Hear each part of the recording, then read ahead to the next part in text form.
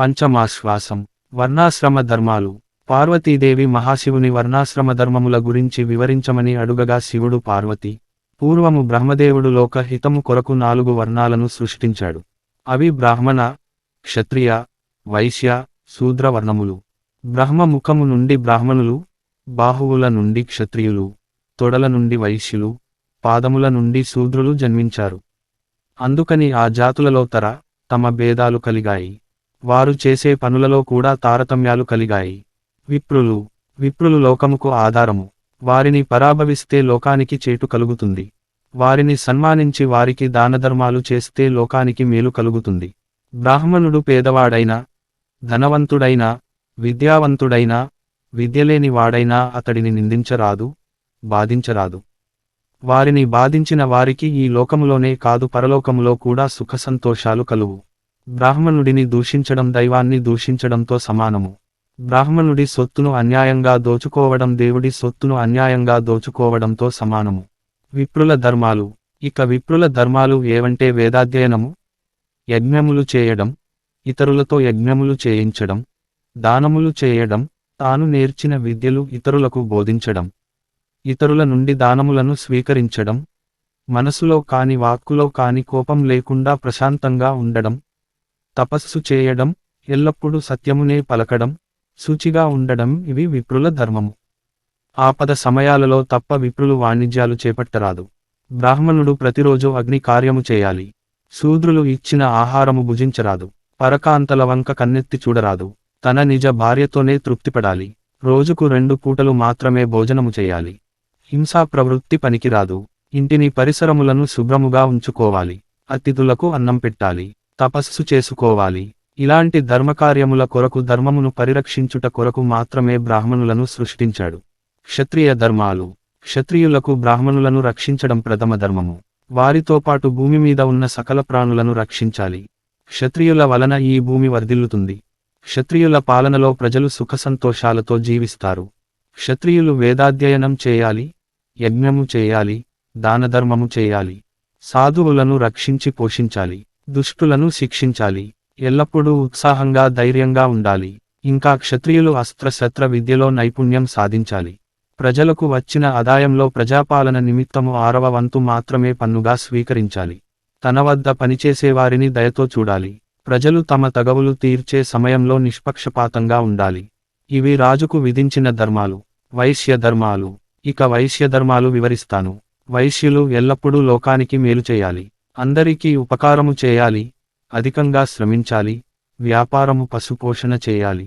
వైశ్యులు కూడా వేదాధ్యయనము, యజ్ఞములు చేయడం, దానములు చేయడం వైశ్యులకు విధించబడిన ధర్మాలు. ఉపనయన కర్మ వలన వైశ్యులు ద్విజులు అవుతారు కనుక అతిథులను సత్కరించడం వైశ్యులకు పరమధర్మము. వైశ్యులు నువ్వులు, గంధము, రసము కూడిన పదార్థములతో వైశ్యులు వ్యాపారము చేయరాదు. ఇక శూద్రులు మిగిలిన 3 జాతులను సేవించి సేవ చేయడం, సౌమ్యంగా విధేయులుగా ఉండడం వారికి విధించబడిన ధర్మము. ఆశ్రమవాస ధర్మాలు. పార్వతి. ఆశ్రమ ధర్మాలు వివరిస్తాను. మొదటి ఆశ్రమము బ్రహ్మచర్యము. ఈ ఆశ్రమంలో పరమనిష్టతో ఉండాలి. గురువును ఆశ్రయించి విద్యను నేర్చుకోవాలి. వేదాధ్యయనం చేయాలి. ప్రతిరోజు అగ్ని కార్యము చేయాలి. గురువుగారి కొరకు తన కొరకు భిక్షను స్వీకరించాలి. తరువాత గృహస్థాశ్రమ ధర్మము. ఇది మిగిలిన ఆశ్రమ ధర్మాలకు పునాది. గృహస్థాశ్రమంలో శుచిశుభ్రత పాటించడం, భార్యను సంతోషపెట్టడం, పంచయజ్ఞములు చేయడం. పంచయజ్ఞములు అనగా దేవయజ్ఞము, పితృయజ్ఞము, భూతయజ్ఞము, బ్రహ్మయజ్ఞము, మనుష్యయజ్ఞము. వీటిని నిష్ఠతో చేయడం, వేదాధ్యయనమునందు ఆసక్తి కలిగి ఉండడం, దానధర్మాలు చేయడం, హోమములు చేయడం బ్రాహ్మణుడికి విధించబడిన ధర్మము. తరువాత వానప్రస్థాశ్రమం. ఈ వానప్రస్థాశ్రమంలో బ్రహ్మచర్యము పాటించడం, శాకాహార భోజనం, నారచీరలు ధరించడం, కోరికలు లేక ఉండడం వానప్రస్థాశ్రమ ధర్మాలు. తరువాతది సన్యాసాశ్రమం. సన్యాసికి కోపము రాకూడదు. ఇంద్రియ నిగ్రహము కలిగి ఉండాలి. తనకంటూ ఏమీ ఉంచుకొనకూడదు. ఓర్పుతో ఉండాలి. అడవులలో ఉన్న మునులతో కూడి సత్సంగంలో పాల్గొనాలి. ఎల్లప్పుడూ మనస్సును ప్రశాంతంగా పెట్టుకోవాలి. మంచి ప్రవర్తన కలిగి ఉండాలి. పరిశుభ్రంగా ఉండాలి. సత్యవ్రతము, అహింసావ్రతము ఆచరించాలి. భిక్షాటనతో జీవించాలి. నేల మీద పడుకోవాలి. సాటి మానవుల ఎడల, ప్రాణుల ఎడ కరుణతో మెలగాలి. ఎల్లప్పుడూ ఆత్మవిచారము, తత్వచింతన చేయాలి. ఇవి సన్యాసి ఆచరించవలసిన ధర్మాలు అని పరమశివుడు పార్వతీదేవికి చెప్పాడు. మునులు తపస్సు. పరమశివ, చాలామంది మునులు ఋషులు తపస్సు చేస్తారు కదా, దాని గురించి చెప్పండి అని అడిగింది పార్వతి. పరమశివుడు పార్వతి, చాలామంది ఏవోవో కోరికలు తీరాలని తపస్సు చేస్తూ ఉంటారు. కాని తపస్సు అంటే వానప్రస్థాశ్రమంలో ఉన్నవారు చేసే ఒక ధర్మము. తపస్సు చేసే ముందు ఇంద్రియ నిగ్రహము పాటించాలి. ఉదయము సాయంత్రం యోగాభ్యాసం చేయాలి. అలా కాకుండా ఏవేవో కోరికలతో తపస్సు చేస్తే కొంతకాలం స్వర్గసుఖములు అనుభవించే ఆ తపఃఫలం తరిగి పోగానే తిరిగి భూమి మీద జన్మిస్తారు. అంతేకాని తిరిగిరాని లోకాలకు వెళ్ళలేరు. ఇంకా కొంతమంది ఆహారం తీసుకోకుండా కఠోర నియమాలతో పంచాగ్నుల మధ్య నిలబడి ఘోరంగా తపస్సు చేస్తారు.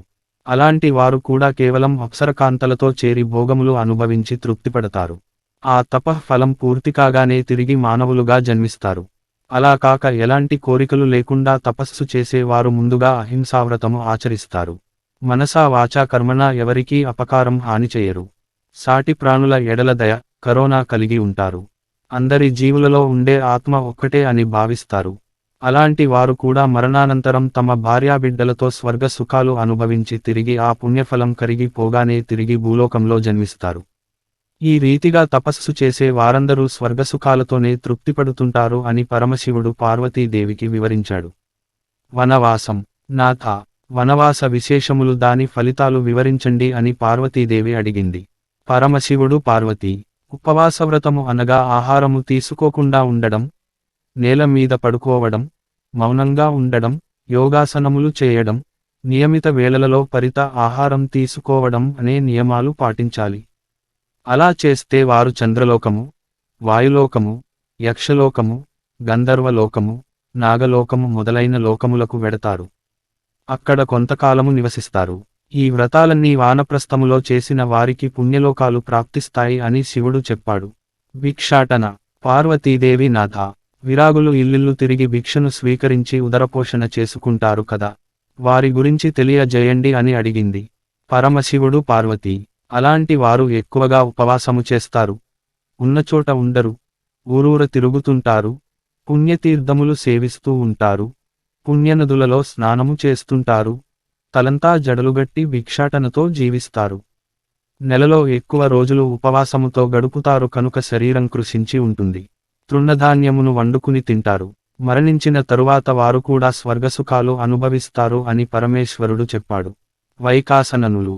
పార్వతీదేవి, నాథ, వైఖానసుల గురించి వివరించండి అని అడిగింది. పరమశివుడు పార్వతీ, వైఖానసులు నియమనిష్టలు కలిగిన వారు. వారు తృణధాన్యములను సేకరించి దానిని దంచి పచనము చేసి ఆహారంగా తింటారు. పండ్లు కోరికి తింటారు. మరికొందరు పక్షుల మాదిరి దొరికిన గింజలను దొరికినట్లు తింటారు. కొందరు ఆకులను తింటారు. మరికొందరు నీటిని మాత్రమే త్రాగి బ్రతుకుతారు. మరికొందరు గాలి మాత్రమే భోజనం చేసి బ్రతుకుతారు. మరికొందరు సుష్టుగా భోజనం చేస్తారు. వీరందరూ ఇంద్రుడికి ఇష్టమైన వారు. వారు చాలా కాలము స్వర్గసుఖాలు అనుభవిస్తారు. ఇవన్నీ వానప్రస్థాశ్రమంలో ఆచరించవలసిన ధర్మాలు. ఇవి అన్నీ తపస్సు కిందకు వస్తాయి. వీళ్ళుగాక అంగుష్ట మాతృలు ఉన్నారు. వారు వానకిల్యులు. వారు సూర్యకిరణములను ఆహారంగా స్వీకరిస్తారు. ఈ లోకములన్నీ వారి వలననే నిలిచి ఉన్నాయి. ఇతరత్రా సాధించలేని కార్యములు తపస్సు వలన సాధించబడతాయి. తపస్సు గొప్పది. ధర్మము. పార్వతి, నీకు ధర్మముల గురించి వివరిస్తాను. ధర్మములలోకెల్లా గృహస్థధర్మము గొప్పది. అది అందరికీ యోగ్యమైనది, కాని మిక్కిలి సూక్ష్మమైనది. గృహస్థధర్మములో అతి పనికిరాదు. ఏదైనా సమతుల్యంగా ఉండాలి. ఏ కాలంలో చేయవలసిన పనులు ఆయా కాలాలలో చేయాలి. మనస్సు నిశ్చలంగా ఉంచుకోవాలి. ధర్మబద్ధంగానే ధనమును సంపాదించాలి. ధర్మబద్ధంగానే కామోపభోగాలు అనుభవించాలి. అదే గృహస్థధర్మము. ఇక నివృత్తి ధర్మము గురించి వివరిస్తాను. నివృత్తి ధర్మము మోక్షముకు మార్గము. ఇంద్రియ నిగ్రహము, భూతదయ, సత్యమునే పలుకడం, కోరికలను విడిచిపెట్టడం, మనస్సు నిలకడగా ఉంచుకోవడం ఇవి నివృత్తి మార్గాలు. ఇంకా ఆకలిదప్పులతో వచ్చిన అతిథికి అతనికి దాహముకు నీళ్లు ఇచ్చి ఆకలి తీరేలా భోజనం పెట్టడం ధర్మాల్లోకెల్లా పరమధర్మము. ఈ అతిథి సత్కారము ఒక్క గృహస్థ ఆశ్రమంలోనే వీలు కలుగుతుంది. మిగిలిన ఆశ్రమాలలో అతిథి సత్కారాలకు వీలు లేదు. అందుకని అన్ని ధర్మములలోకెల్లా గృహస్థు ధర్మము గొప్పది అని చెప్పాడు. గృహస్థు చేయవలసిన పనులు. పార్వతీదేవి, నాథ, గృహస్థు చేయవలసిన ముఖ్యమైన పనులు ఏవి అని అడిగింది. శివుడు దేవి గృహస్థాశ్రమంలో సతికి పతిసేవ ముఖ్యము, పతిభక్తి ముఖ్యధర్మము అని చెప్పాడు శివుడు. పార్వతీనాథ, మానవునికి తల్లిదండ్రులు చనిపోతే లేక భార్యకు భర్త చనిపోతే వారు చేయవలసిన పనులు ఏవి అని అడిగింది. శివుడు పార్వతి, తల్లిదండ్రులు చనిపోయిన గృహస్థు ఏమరకుండా అతిథి సత్కారం, పితృతర్పణములు, దేవతారాధన చేయాలి. భర్తను కోల్పోయిన భార్యలు బ్రహ్మచర్యము పాటించాలి. గృహస్థు అష్టమి, చతుర్దశి, పున్నమి, అమావాస్య రోజులలో బ్రహ్మచర్యము పాటించాలి. తన ఇంటిలోని ధాన్యమును ఎలుకలు, పక్షులు భుజించిన అందుకు బాధపడక వాటి ఆకలి తీరిందని అనుకోవాలి. ఇంకా యతీశ్వరులు ఎక్కడ ఉన్నా ఏమి చేస్తున్నా ఆలోచనలు కట్టిపెట్టి నిస్సంగంగా ఉండాలి. అలా చేసిన వాడు ముక్తి పొందగలడు అని పరమశివుడు చెప్పాడు. రాజు యొక్క గొప్పతనం. పార్వతి మహేశ్వర, రాజులకు కూడా సామాన్య మానవుల వలె శరీరము, వాటి అవసరాలు, ఆకలిదప్పులు, స్నానము, భోజనము మొదలగు పనులు జరుగుతాయి కదా. కాని రాజు ఎందులో అధికుడు? అందరూ అతడికి నమస్కారాలు ఎందుకు పెట్టాలి? రాజు యొక్క ఆగ్రహానికి అనుగ్రహానికి లోబడి ఎందుకు ఉండాలి? రాజులు సర్వాధికారులుగా ఎందుకు శోభిల్లుతూ ఉంటారు అని అడిగింది. శివుడు పార్వతీ రాచరికము అనేది పూర్వజన్మలో చేసిన అధికమైన తపస్సు ఫలితంగా లభిస్తుంది. ఆ కారణం చేత రాజు అందరి చేత గౌరవాభిమానాలు పొందుతాడు. అతడు తప్పు చేసిన వారిని శిక్షించడానికి, మంచివారిని రక్షించడానికి అధికారము కలిగి ఉంటాడు. కాని రాజు నీతిమంతుడై ఉండాలి. అతడి నీతి అతడిని కాపాడుతూ ఉంటుంది. రాజు నీతిమంతుడైతే ప్రజలు కూడా నీతిమంతులు అవుతారు. రాజు ఇంద్రియములను జయించిన శత్రువులను కూడా జయిస్తారు. రాజు యోగ్యులైన వారిని నీతి మంతులను తన వద్ద మంత్రులుగా నియమించాలి. తన వద్ద పని చేసే సైనికులను దయతో చూడాలి. అప్పుడే సైన్యము అతడికి విధేయులై ఉంటారు. రాజు ఎల్లప్పుడూ హితులైన వారినే తన వద్ద మంత్రులుగా దగ్గర చేర్చుకోవాలి. రాజు అనుసరించే నీతినిజాయితీ అతడికి ధనమును సంపాదించి పెడుతుంది. అతడి కోటను రక్షిస్తుంది. అతడి ప్రజలను రక్షిస్తుంది. రాజు అనవసర ఖర్చులు పెట్టకూడదు. అవసరమైన ఖర్చులు పెట్టడానికి వెనుకాడకూడదు. రాజు తన స్వీయ రక్షణలో ఏమరపాటు చూపకూడదు. రాజు ఎప్పుడూ పుణ్యకార్యములు చేస్తుండాలి. పాపకార్యముల జోలికి పోరాదు. న్యాయ విచారణ చేసి శిక్షలు విధించే సమయంలో నిష్పక్షపాతంగా వ్యవహరించాలి. రాజు ఒకరి మీద ప్రేమ, ఒకరి మీద కోపము ప్రదర్శించరాదు. తన గురించి, తన పాలన గురించి ప్రజలు ఏమనుకుంటున్నారో వేగుల వారి ద్వారా ఎప్పటికప్పుడు తెలుసుకుంటూ తదనుగుణంగా పాలన కొనసాగించాలి. రాజు ఎల్లప్పుడూ సత్యమునే పలకాలి. రాజైన వాడు ప్రియంగా పలకాలి. పరుషంగా మాట్లాడకూడదు. విద్యాధికుడు అయి ఉండాలి. మిత్రుల ఎడల, శత్రువుల ఎడల ఉపాయంగా వ్యవహరించాలి. సేవకుల అందు ఉపాయముతో వ్యవహరించాలి. రాజు ఎవరితో అనవసరంగా కయ్యము పెట్టుకోకూడదు. కాని అవసర సమయంలో తన పరాక్రమం ప్రదర్శించాలి. రాజు యజ్ఞములు, యాగములు చేసి దానధర్మములు చేయాలి. ఇంకా రాజు అన్యాయం చేస్తే నరకానికి పోతాడు. రాజు చేసిన పాపములు ఎన్నటికీ అతడిని వదలక జన్మజన్మాంతరం వెన్నాడుతూ ఉంటాయి. పైన చెప్పిన ధర్మములను పాటించిన రాజు పుణ్య లోకాలకు పోతాడు అని పరమేశ్వరుడు పార్వతీదేవికి వివరించాడు. పరమ ధర్మము. పార్వతీదేవి, నాథ, ధర్మములలో పరమ ధర్మము ఏది అని అడిగింది. పరమశివుడు అహింస అన్ని ధర్మములలో ఉత్తమ ధర్మము అన్నాడు శివుడు. పార్వతీదేవి, నాథ, హింస చేయకుండా మానవులు జీవించడం అసాధ్యము కదా. మరి అహింసను ఎలా ఆచరించగలరు వివరించండి అని అడిగింది. పరమశివుడు, పార్వతీ, నీవన్నది నిజమే. నేలమీద పాకే చీమలు, కంటికి కనిపించని సూక్ష్మజీవులు, దోమలు, నల్లులు, క్రిమి కీటకాదులను చంపకుండా మనిషి బ్రతకలేడు. కాని ఆహారము కొరకు జీవహింస చేయడం పాపము. ఫలములు, కాయలు, ఆకులు తిని బ్రతకవచ్చు కదా. పాలు త్రాగి బ్రతుకవచ్చు కదా. ఇంద్రియ నిగ్రహముతో జీవించిన వారు మహాత్ములు అవుతారు. కనుక అహింసను పాటించుట కష్టము కాదు. అహింస అనేది వేరు విధముగా చెప్పవచ్చు. చావు పుట్టుకలు ప్రాణుల ధర్మము. దానిని ఎవరూ తప్పించలేరు. ఒకడు పెట్టిన దీపములో శలభములు పడి మర్సనించిన ఆ పాపము దీపము పెట్టిన వాడికి అంటదు. రైతు పొలము దున్నే సమయంలో నాగటిచాలులో పడి అనేక జీవులు చచ్చిపోతుంటాయి. ఆ పాపము దున్నేవాడికి అంటదు కదా. మానవులు తమ తమ దైనందిన పనులు చేసుకుంటుంటే ఆయువు తీరిన ప్రాణులు చచ్చిపోతూ ఉంటాయి. ఆ పాపపములు ఆయా మానవులకు అంటదు. ఆ ప్రాణులను తామే చంపామని అనుకోవడం మూర్ఖత్వమే అవుతుంది. పుణ్యకార్యములకు కాని పాపకార్యములకు కాని బుద్ధి ముఖ్యము. ఏ పని అయినా బుద్ధిపూర్వకంగా చేస్తేనే ఆ ఫలము పనిచేసిన వాడికి సంక్రమిస్తుంది. ఈ సందర్భంలో నీకు ఒక విషయానికి చెప్తాను. తమకు చావు మూడిన గోవులు రంతిదేవుడు వద్దకు వెళ్లి రంతిదేవుడు చేసే యజ్ఞములో ఆహుతి అయ్యాయి. ఆ గోవులను చంపిన రక్తము చర్మణ్వతి అనే నదిగా ప్రవహిస్తుంది.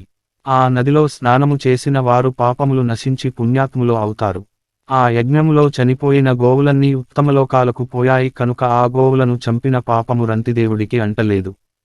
క్షత్రియులు హింస. యుద్ధములో ఇరుపక్షాలు ఒకరిని ఒకరు నరుక్కుంటారు. కాని యుద్ధములో చచ్చిన వాళ్ళు స్వర్గానికి పోతారు. కనుక వాటిని హింస అని చెప్పడానికి వీలు కాదు. రాజుకు వేటకు పోవడం జంతువులను వేటాడడం రాజధర్మము. క్రూరమృగములను పంట పొలమును నాశనం చేస్తాయి. మానవులను చంపి వారికి హాని చేస్తాయి. రాజు వేటలో ఆ క్రూరమృగములను చంపినందువలన అతడికి పాపము అంటదు. రాజు చేతిలో చచ్చిన మృగములకు పుణ్యలోకములు ప్రాప్తిస్తాయి.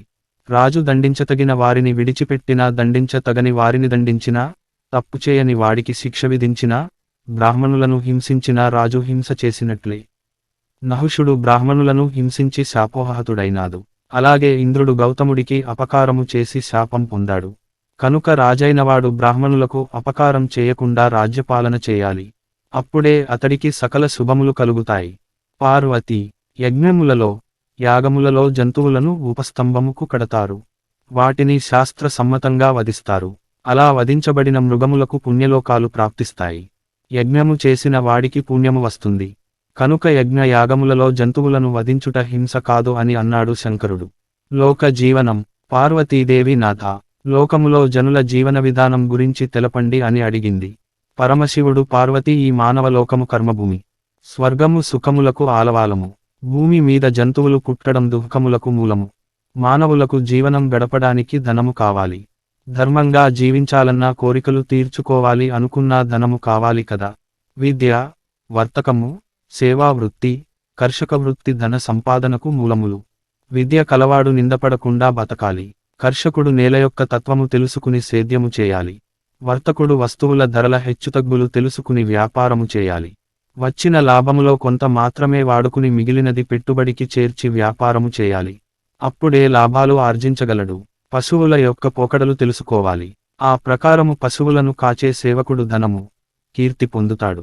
పరుల ధనము పరుల భార్యలను కోరకుండా ఉండడం, దైవమును పూజించడం, పితృదేవతలను ఆరాధించడం, ఇతరుల పట్ల కరుణ కలిగి ఉండడం, అతిథులను ఆదరించడం ప్రతి మానవుడు ఆచరించవలసిన ధర్మములు అని చెప్పాడు మహేశ్వరుడు. కర్మ పరిపక్వత. పార్వతీనాథ, మానవులు 4 వర్ణములుగా విభజింపబడ్డారు కదా. వారికి కర్మలు విధించారు కదా. ఆ కర్మలు ఎలా పరిపక్వము అవుతాయి వివరించండి అని అడిగాడు.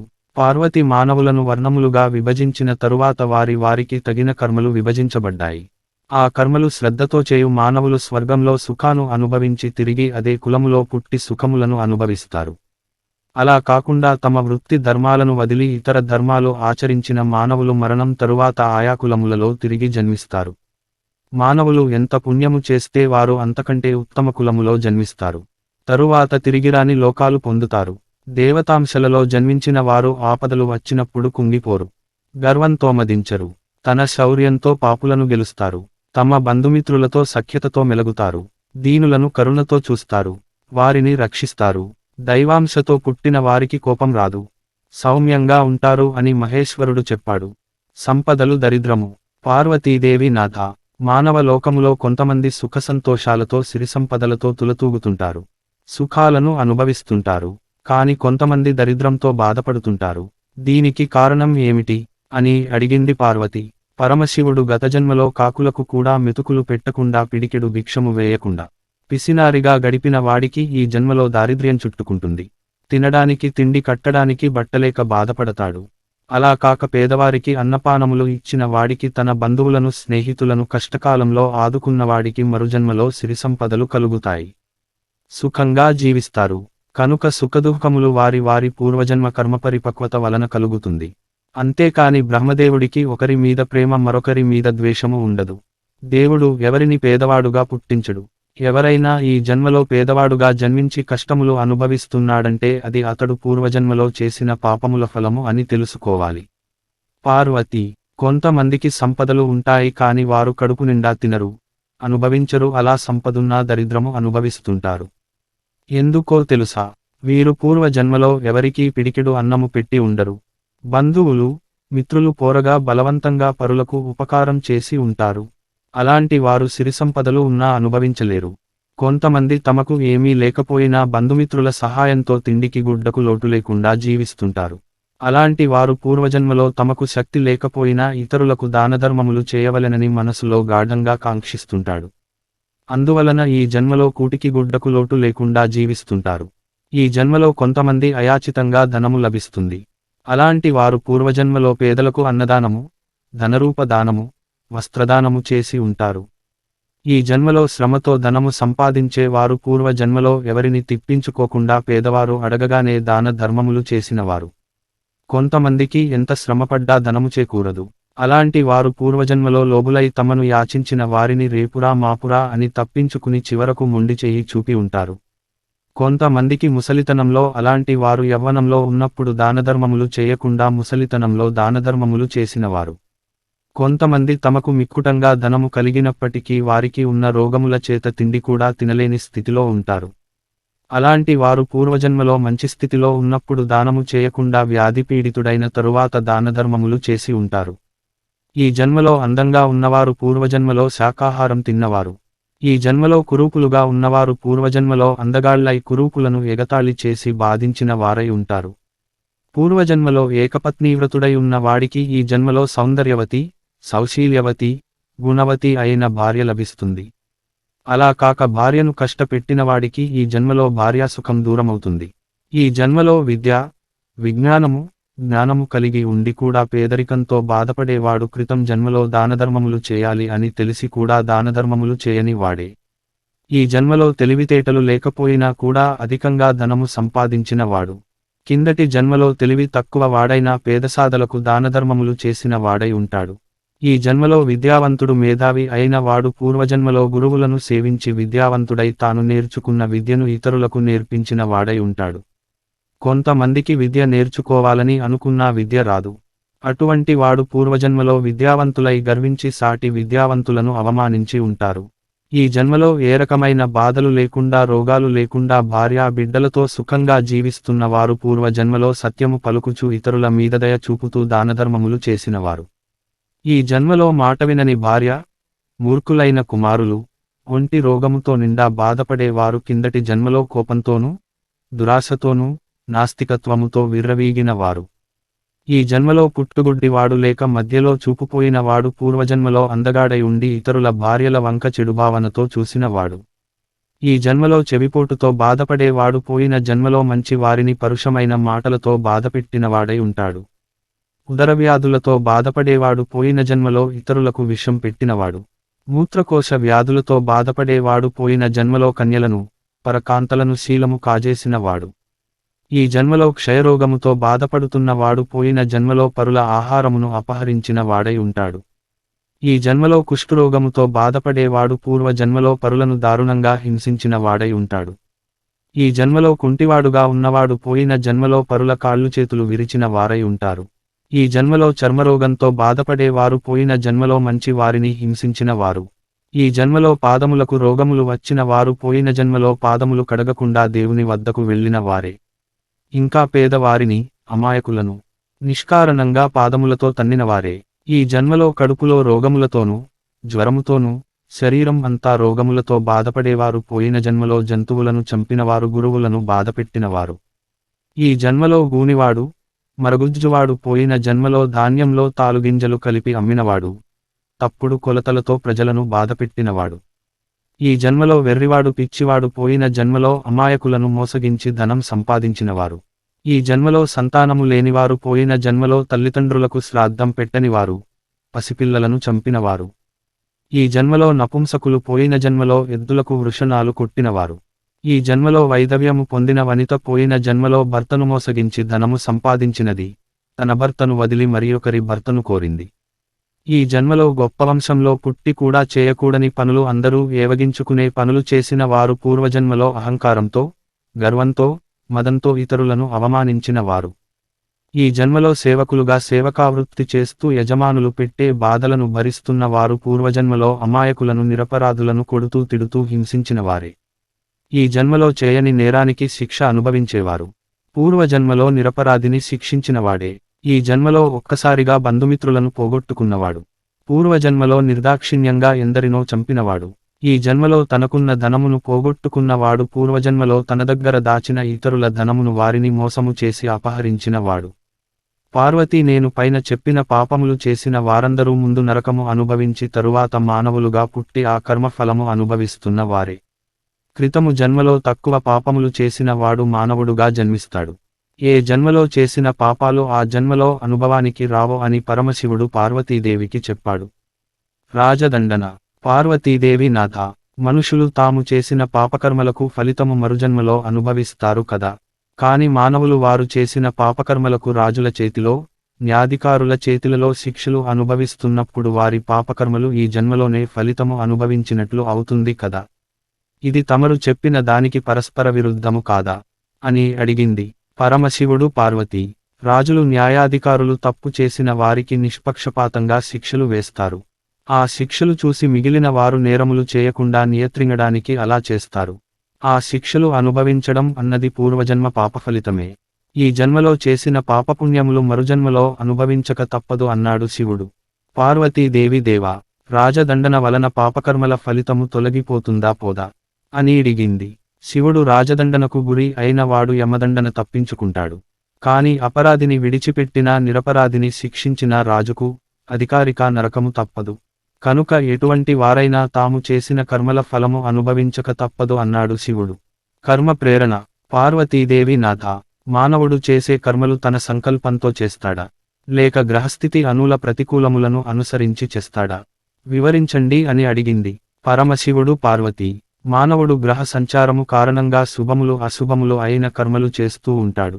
తన కర్మలన్నింటికీ తానే అధికారి. గ్రహాలు ఏవీ మానవులను ప్రేరేపించి కర్మలను చేయించవు. తాను చేసే కర్మలకు తానే కర్త కనుక ఆ కర్మల ఫలితము తాను అనుభవించక తప్పదు అని పరమేశ్వరుడు చెప్పాడు. మరణం. పార్వతీదేవి నాథ, చావో అనునది ఏమి, దాని స్వరూపము ఏమిటి అని అడిగింది. పరమశివుడు దేవి, ఆత్మ నిత్యము, శాశ్వతము, దేహము అశాశ్వతము. దేహము ముసలితనము చేత రోగముల చేత కృంగి కృషించిపోతుంది. దేహము వాసయోగ్యము కానప్పుడు జీవాత్మ ఈ దేహమును వదిలిపోతుంది. అదే మరణము. జీవాత్మ కృషించి వడలిన దేహమును వదిలి తిరిగి వేరొక శరీరమును ధరించి శిశువుగా జన్మించడమే పుట్టుక. కనుక జీవుడు ఈ జననమరణ చక్రములో నిరంతరం పరిభ్రమిస్తూ ఉంటాడు అని పరమేశ్వరుడు చెప్పాడు. పార్వతీదేవి నాథ, బాలుడు చిన్నతనంలో చనిపోతే వృద్ధుడు చాలా కాలము బ్రతకడానికి కారణం ఏమిటి అని అడిగింది పార్వతి. పరమేశ్వరుడు దేవి, ఈ కాలము శరీరమును కృశింపచేస్తుంది కాని చంపదు.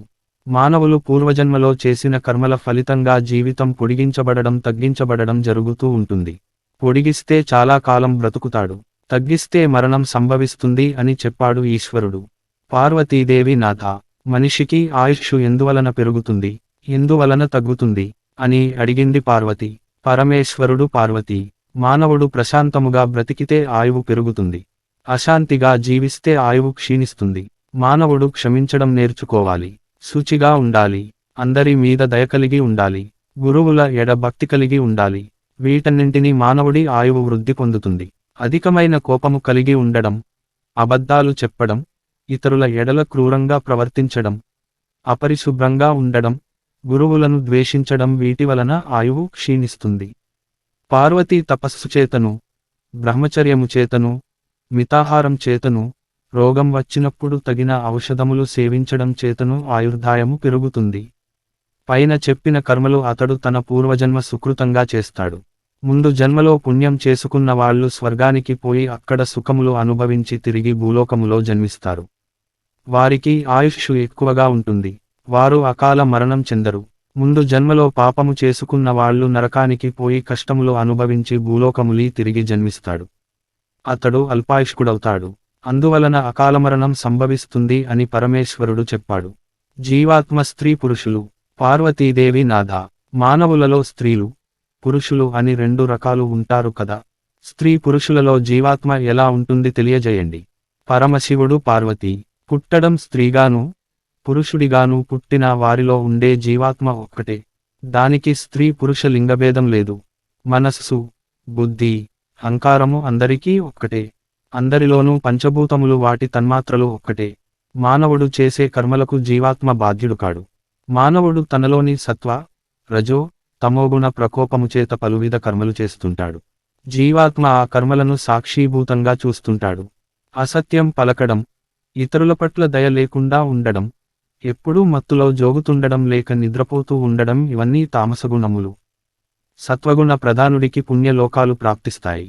రజోగుణ ప్రధానుడికి మానవ జన్మ ప్రాప్తిస్తుంది. తమోగుణ ప్రధానుడు పశుపక్ష్యాదులుగా జన్మిస్తాడు. ఈ 3 గుణములను అధిగమించిన వాడు ముక్తి పొందుతాడు. ఈ సత్వ, రజో, తమో గుణముల కారణంగా కర్మలు చేసే వాడికి శుభములు, అశుభములు కలుగుతుంటాయి. ఒక్కోసారి దానికి భిన్నంగా కూడా జరుగుతుంటుంది. అధికారులు సేవకులను తిట్టి పనిచేయించుకోవడం పాపము కాదు. వైద్యుడు శస్త్రచికిత్స చేసి రోగిని కాపాడుతాడు, అది పాపము కాదు. గురువు విద్యార్థిని దండించి విద్యాబోధ చేశాడు, అది పాపము కాదు. అవి సుకృతములే కనుక సుకృత ఫలితమే వారికి వస్తుంది. జీవులు గర్భము నుండి, గుడ్డు నుండి, చెమట నుండి జన్మిస్తుంటాయి. వీటికి అన్ని ఇంద్రియములు ఉంటాయి. కాని విత్తనముల నుండి పుట్టిన చెట్లకు స్పర్శ జ్ఞానము మాత్రము ఉంటుంది. గర్భము నుండి పుట్టిన జీవులలో మానవుడు గొప్పవాడు. అతడికి ధర్మాధర్మ విచక్షణ, మంచి చెడుల విచక్షణ ఉంటాయి. ఈ జ్ఞానము లేని ఎడల అతడు పశువుతో సమానము. చీకటి 2 విధములు. రాత్రివేళ అలముకునే ఒకటి చీకటి, రెండవది అజ్ఞానము వలన కలిగే అంధకారము. మొదటి చీకటి వెలుగు రాగానే అంతరిస్తుంది. మనిషిలో అలముకున్న చీకటిని విద్య వలన శాస్త్ర విజ్ఞానము వలన నశిస్తుంది. మానవులలో పుట్టిన చీకటిని పారద్రోలడానికి బ్రహ్మ వేదములు, శాస్త్రములు సృష్టించాడు. వేదములు, శాస్త్రములు అధ్యయనం చేయడం వలన ఏది చేయాలో ఏది చేయకూడదో తెలుస్తుంది. దాని వలన అజ్ఞానము చీకట్లు తొలగిపోతాయి. కామము, కోపము, లోభము, మోహము, మదము, మాత్సర్యము మొదలైన గుణములు శాస్త్రాధ్యయనం వలన నశిస్తాయి. విజ్ఞానాన్ని పెంపొందిస్తాయి. అలాంటి వాడు కొంచెం పుణ్యము చేసినా ఎక్కువ ఫలితం వస్తుంది. శాస్త్రజ్ఞానము లేకుండా అజ్ఞానాంధకారంలో మునిగిన వాడు ఎన్ని పుణ్య కార్యాలు చేసినా అతడికి లభించే ఫలము తక్కువే అన్నాడు శివుడు. పూర్వజన్మ స్మృతి. పార్వతి, నరుడు మరణించగానే జన్మించిన అతడికి పూర్వజన్మ స్మృతి ఉంటుంది. వాడిని జాతి అమరుడు అంటారు. కాని వయసు వచ్చేసరికి పూర్వజన్మ స్మృతి పోయి మామూలు మనిషి అవుతాడు. ఇలా కొంతమందికి మాత్రమే జరుగుతుంది. ఇలా పూర్వజన్మ స్మృతి కలగడనం వలన పూర్వజన్మ ఉందని రుజువు మానవులకు అవుతుంది. ఒక్కోసారి మరణించిన మానవుడు తిరిగి బ్రతకడం జరుగుతుంది. ఒక్కోసారి యమభటులు పొరపాటున ఒకరికి బదులు ఒకరిని తీసుకుపోతుంటారు. యముడు ఆ పొరపాటును సరిదిద్ది తిరిగి భూలోకానికి పంపిస్తాడు. ఇలాంటివి అక్కడక్కడా జరుగుతుంటాయి అని చెప్పాడు శివుడు. పార్వతీదేవి, మహాదేవా, స్వప్నము అంటే ఏమిటి అని అడిగింది. పార్వతి, నరుడు నిద్రించే సమయంలో ఇంద్రియములు పనిచేయవు. కేవలము మనసు మాత్రమే పనిచేస్తుంది. ఆ మనస్సు దర్శించేది స్వప్నము లేక కల అంటారు. ఒక్కోసారి ఈ స్వప్నంలో జరగబోయే విషయాలు కూడా కనిపిస్తాయి అని చెప్పాడు మహేశ్వరుడు. కర్మకు బాధ్యులు. పార్వతీదేవి, మానవులు కర్మలు చేస్తుంటారు కదా, ఆ కర్మలను మానవుల చేత దేవుడు చేయిస్తుంటాడా, లేక వారంతట వారు సంకల్పించి చేస్తుటారా అని అడిగింది. పరమశివుడు, పార్వతి, దేవుడు ఏ పని చేయడు. కాని దేవుడు మానవుడి కర్మలకు తన సహాయము అందిస్తాడు. మానవుడు చేసే కర్మలకు తగిన ఫలము అందిస్తాడు. ఏ పని చేయాలో నిర్ణయించి కర్మలు చేసేది మానవుడే. ఇందులో దైవ ప్రమేయము ఏదీ లేదు. పూర్వజన్మ కర్మఫలితంగా మానవుడు తను చేయవలసిన కర్మలను నిర్ణయించి కర్మలు చేస్తాడు. మానవుడు పూర్వజన్మలో చేసే పనులు దైవములు అయితే ఈ జన్మలో చేసే పనులు పౌరుషములు, అనగా అవే పురుష ప్రయత్నములు. ఒక పని చేయడానికి మనిషి చేసే ప్రయత్నములు వ్యవసాయము వంటిది. దైవ సహాయము మొక్కకు అందించబడే గాలి, నీరు వంటిది. నేలను తవ్వితే భూగర్భము నుండి నీరు ఉద్భవిస్తుంది. అలాగే ఆరని మదిస్తే అగ్ని పుడుతుంది. అలాగే ఏ పనికైనా పురుష ప్రయత్నము ఉంటేనే దైవము కూడా తోడై చక్కటి ఫలితాలను అందిస్తాడు. పురుష ప్రయత్నము లేకుండా దైవము సహాయపడతాడని అనుకుంటే కేవలము దైవము చూస్తాడని ఊరకుంటే దేవుడు ఫలితాన్నివ్వడు. కనుక పార్వతి, ఏ పని సాధించాలని అనుకున్నా పురుష ప్రయత్నము తప్పక కావాలి. అప్పుడే దేవుడు సత్వఫలితాలను ఇస్తాడు. జీవుడు గర్భప్రవేశము. పార్వతీదేవి, నాథ, మరణానంతరము జీవుడు మరొక దేహములో ప్రవేశిస్తాడని అన్నారు కదా, జీవుడు మరొక గర్భములో ఎలా ప్రవేశిస్తాడు అని అడిగింది. పరమశివుడు, పార్వతి, స్త్రీ పురుషుల కలయిక వలన స్త్రీ గర్భము ధరించినప్పుడు పిండము ఉత్పత్తి అవుతుంది. ఆ పిండములో జీవుడు ఉండి శిశువుగా పునర్జన్మ పొందుతాడు. జీవుడు స్త్రీ గర్భములో రూపుదిద్దుకోవడానికి దైవ సహాయము తప్పనిసరి. పార్వతి, నీకొక రహస్యము చెప్తాను. పూర్వము మానవులందరికీ పూర్వజన్మ స్మృతి ఉండేది. అందువలన మానవులందరూ తమను తాము సంస్కరించుకుని పుణ్యకార్యములు చేసి స్వర్గలోక సుఖములు పొందుతూ ఉండేవారు. అందరూ స్వర్గములో ప్రవేశించడంతో స్వర్గములో తొక్కిసలాట అధికమైనది. వీరందరికీ స్వర్గసుఖములు కలిగించడం దేవతలకు శ్రమ కలిగించింది. దేవతలందరూ బ్రహ్మదేవుడి వద్దకు వెళ్లి తమ కష్టము చెప్పుకున్నారు. బ్రహ్మదేవుడు యోచించి మానవులకు ఉన్న పూర్వజన్మ స్మృతి తీసివేసి దాని స్థానంలో మానవులకు కోరికలు, కామము, మదము, మాత్సర్యము, మోహము, లోభము మొదలైన దుర్గుణములు కల్పించాడు. దాని ఫలితంగా మానవులకు కోరికలు ఎక్కువై ఆ కోరికలు తీరడానికి చెడ్డ పనులు చేయడానికి సంకల్పించారు. ఆ కోరికలు తీరకపోతే కోపము వచ్చేది. ఆ కోపము కారణంగా మానవులు మరణానంతరం స్వర్గానికి వెళ్ళలేకపోయారు. కాని నరకానికి మానవుల రాక ఎక్కువైనది. నరకంలో తాకిడి తగ్గించడానికి బ్రహ్మదేవుడు ఒక ఉపాయము ఆలోచించి స్వర్గానికి నరకానికి సమానంగా మానవులు వెళ్లే ఏర్పాటు చేశారు. మానవులకు స్వర్గము, నరకము వాటి స్థితిగతులు కేవలం శాస్త్ర పరిజ్ఞానము వలననే తెలిసే ఏర్పాటు చేశాడు. కనుక స్వర్గ నరకాల పరిజ్ఞానము మానవులు వారికి వారుగా తెలుసుకునే శక్తిని కోల్పోయారు అని పరమేశ్వరుడు చెప్పాడు. పునర్జన్మ. పార్వతీదేవి నాథ, భూలోకంలో పునర్జన్మ ఉందని కొందరు లేదని కొందరు వాదులాడుకుంటారు. ఈ సందేహము ఎంతకీ మానవులను వదలడం లేదు కనుక దాని గురించి వివరించండి అని అడిగింది. పరమేశ్వరుడు నవ్వి ఈ సందేహం మానవులకే కాదు దేవతలకు కూడా ఉంది. ఈ విషయంలో ఎవరికీ ఖచ్చితమైన అభిప్రాయం లేదు. పునర్జన్మ ఉన్నది కాని ఈ విషయము వేదపరిజ్ఞానము కలవారికే బోధపడుతుంది అని అన్నాడు ఈశ్వరుడు. పార్వతీనాథ, మానవులు చనిపోగానే వారికి ఉన్న ఆకారము పోతుంది. అంటే స్థూల శరీరము పోతుంది. శరీరమే లేనప్పుడు యమభటులు ఈ మానవుడిని ఎలా యమలోకానికి తీసుకు వెళ్ళగలరు అని అడిగింది. శివుడు పార్వతీ, ఆయువు తీరగానే మానవుడు ఈ శరీరాన్ని విడిచిపెడతాడు. అప్పుడు యమభటులు ఆ ప్రాణాన్ని ఒక సూక్ష్మ శరీరంలో ప్రవేశపెడతారు. తరువాత మంచివారు, ధర్మాత్ములు, పుణ్యకార్యములు చేసిన వారు అయిన మానవులను చక్కటి రాజమార్గములో తీకసుకు వెళ్లి యమధర్మరాజు ముందు నిలబెడతాడు. యముడు వారు చేసిన పుణ్యకార్యములను విచారించి పుణ్యలోకములకు పంపుతాడు. కొంచెం తక్కువగా పుణ్యం చేసుకున్న వారిని తిరిగి మానవలోకంలో పుట్టమని పంపుతాడు. పాపం చేసిన వారిని నరకానికి పంపుతాడు అని పలికాడు. నరకము. పార్వతీదేవి నాథ, నరకమనగా ఏమి, అది ఎలా ఉంటుంది అని అడిగింది. శివుడు దేవి, ఈ భూమికి కిందుగా రౌరము, హారౌరము, కంటకావనము, అగ్ని, కుండము, పంచాష్టకము అనే 5 నరకాలు ఉన్నాయి. మానవులు చేసిన పాపమును అనుసరించి ఆయా నరకాలకు వెళ్లి శిక్షలు అనుభవిస్తుంటారు. అక్కడ కాల్చడము, నరకడం, కట్టడము, కొట్టడము, కుక్కల చేత కరిపించడం, క్రిముల చేత పీడించడం, గ్రద్దల చేత పొడిపించడం మొదలైన నరక బాధలు పెడతారు.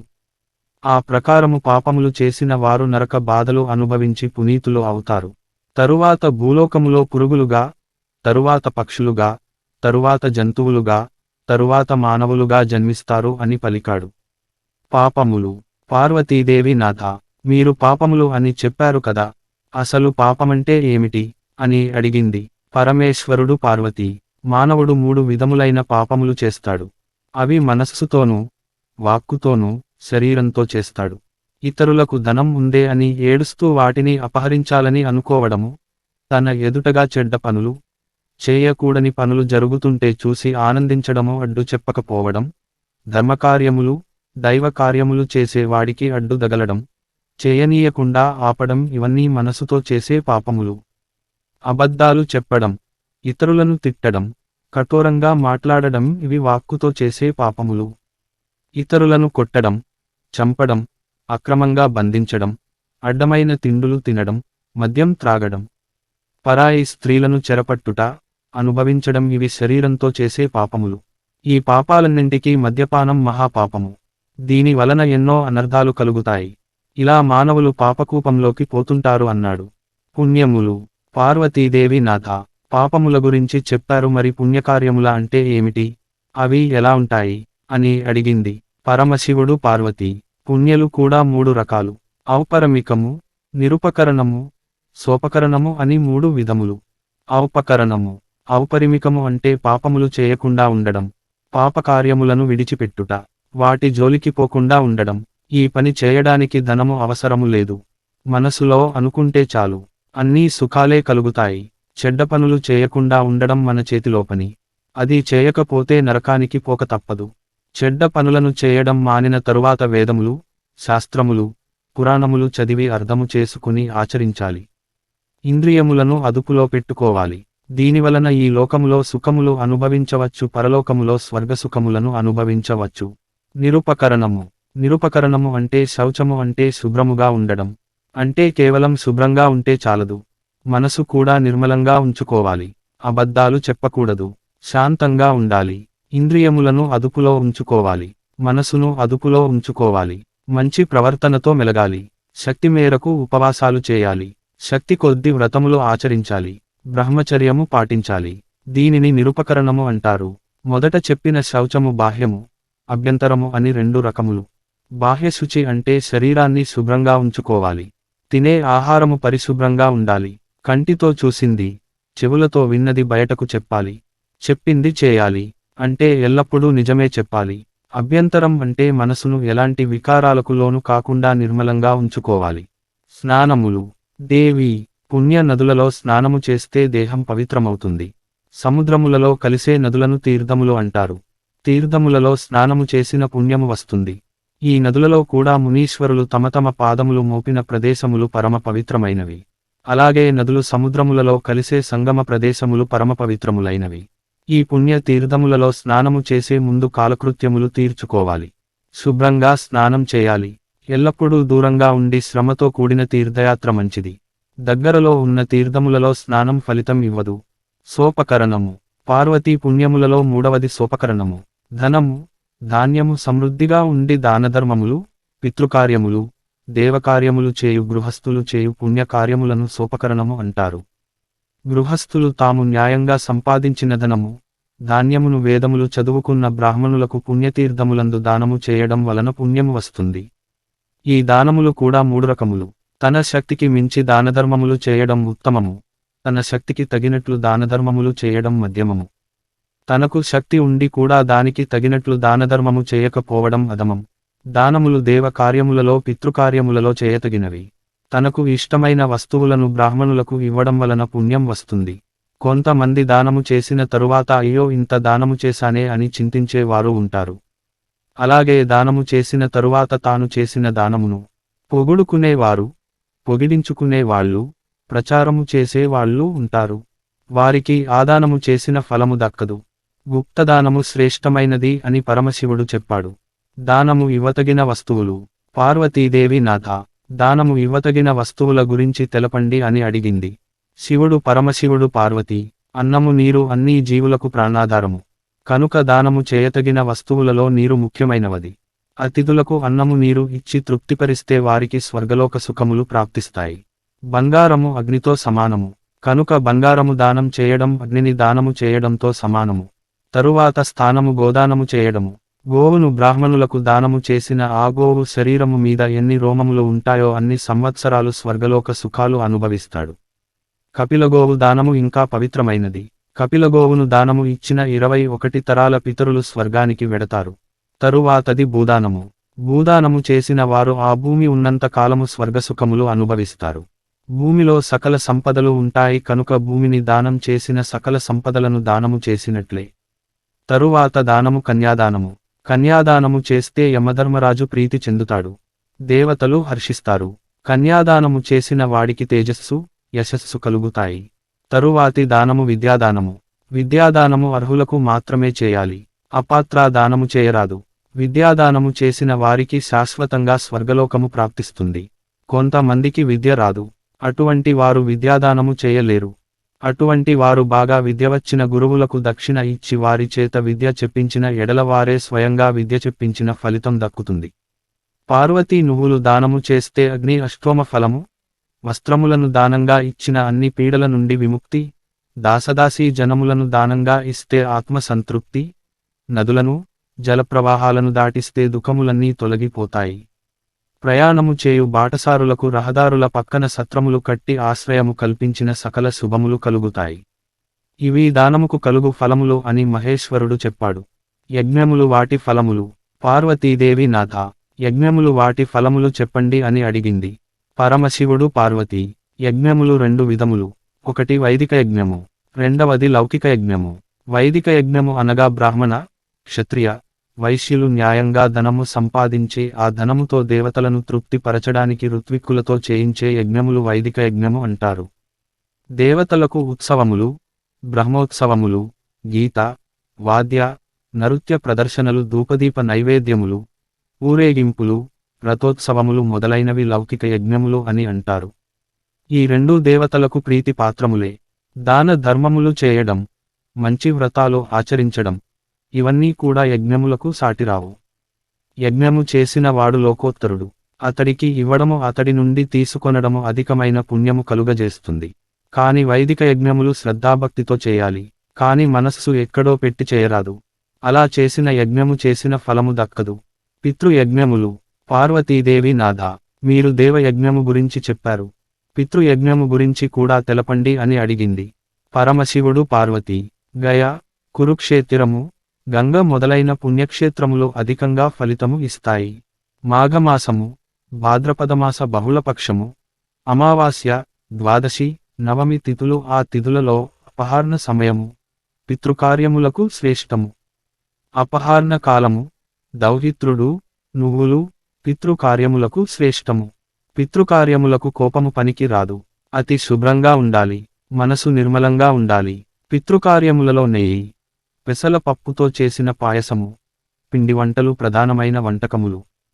పితృకార్యములకు శుక్లపక్షము, అనగా అమావాస్య తరువాత వచ్చు పాడ్యమి తిథి పౌర్ణమి వరకు ఉండే తిథులు, ఉదయకాలము, మధ్యాహ్నానికి ముందు చేయాలి. సరితిథులు, పుట్టిన రోజులు పితృకర్మలకు పనికి రావు. ఇంక పితృకర్మలకు పిలువబడిన వారు వేదము చదివిన వారు అయి ఉండాలి. రోగిష్టివాడు, వికలాంగుడు కారాదు. సరిగోత్రికుడు, భార్య చనిపోయిన వాడు, ఇతర కులముల వారు పనికరారు. పితృకార్యములలో నియమించిన వారిని గంధము, పుష్పములు, ధూపము, దీపములతో అర్చించాలి. పిండ ప్రదానం. పార్వతీదేవి నాథ, మానవులు చనిపోగానే మరలా జన్మ ఎత్తాలి కదా, మరి ఎవరి కొరకు ఈ పితృకార్యాలు పిండ ప్రదానాలు చేయాలి? వివరంగా తెలియజేయండి. ఆ ప్రశ్న పార్వతీదేవి అడగగానే అక్కడ ఉన్న వారంతా ఆశ్చర్యపోయారు. పరమశివుడు ఏమి సమాధానం ఇస్తాడో అని ఆతురతగా ఎదురు చూశారు.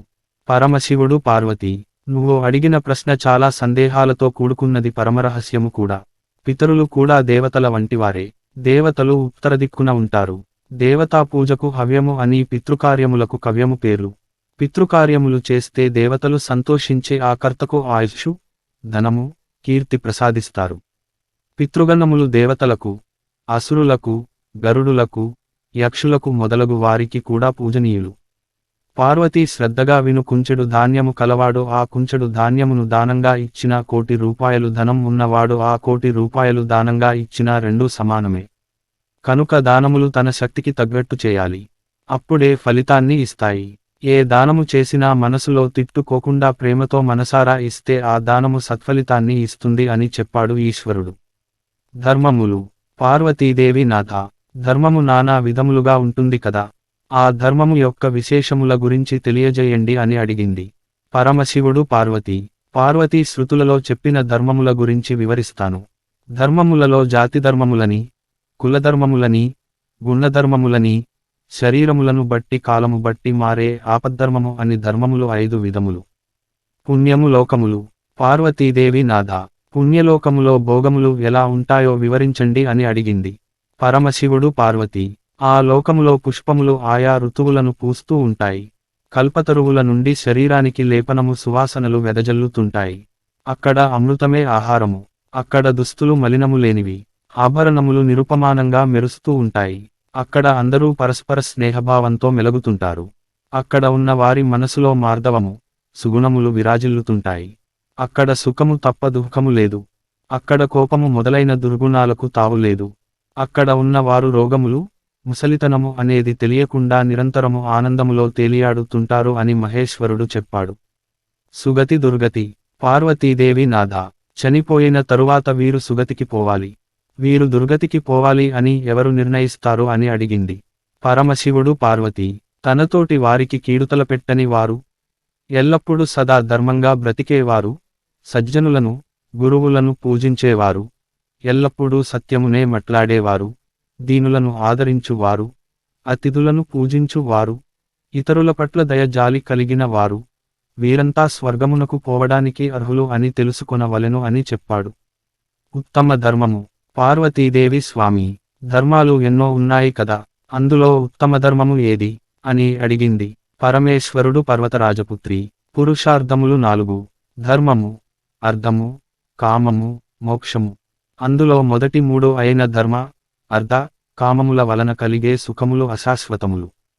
అవి ఎన్నటికైనా నశిస్తాయి. కాని ఆఖరిది అయిన మోక్షము శాశ్వతమైనది, సుఖప్రదమైనది. అది ఎన్నటికీ నశించదు.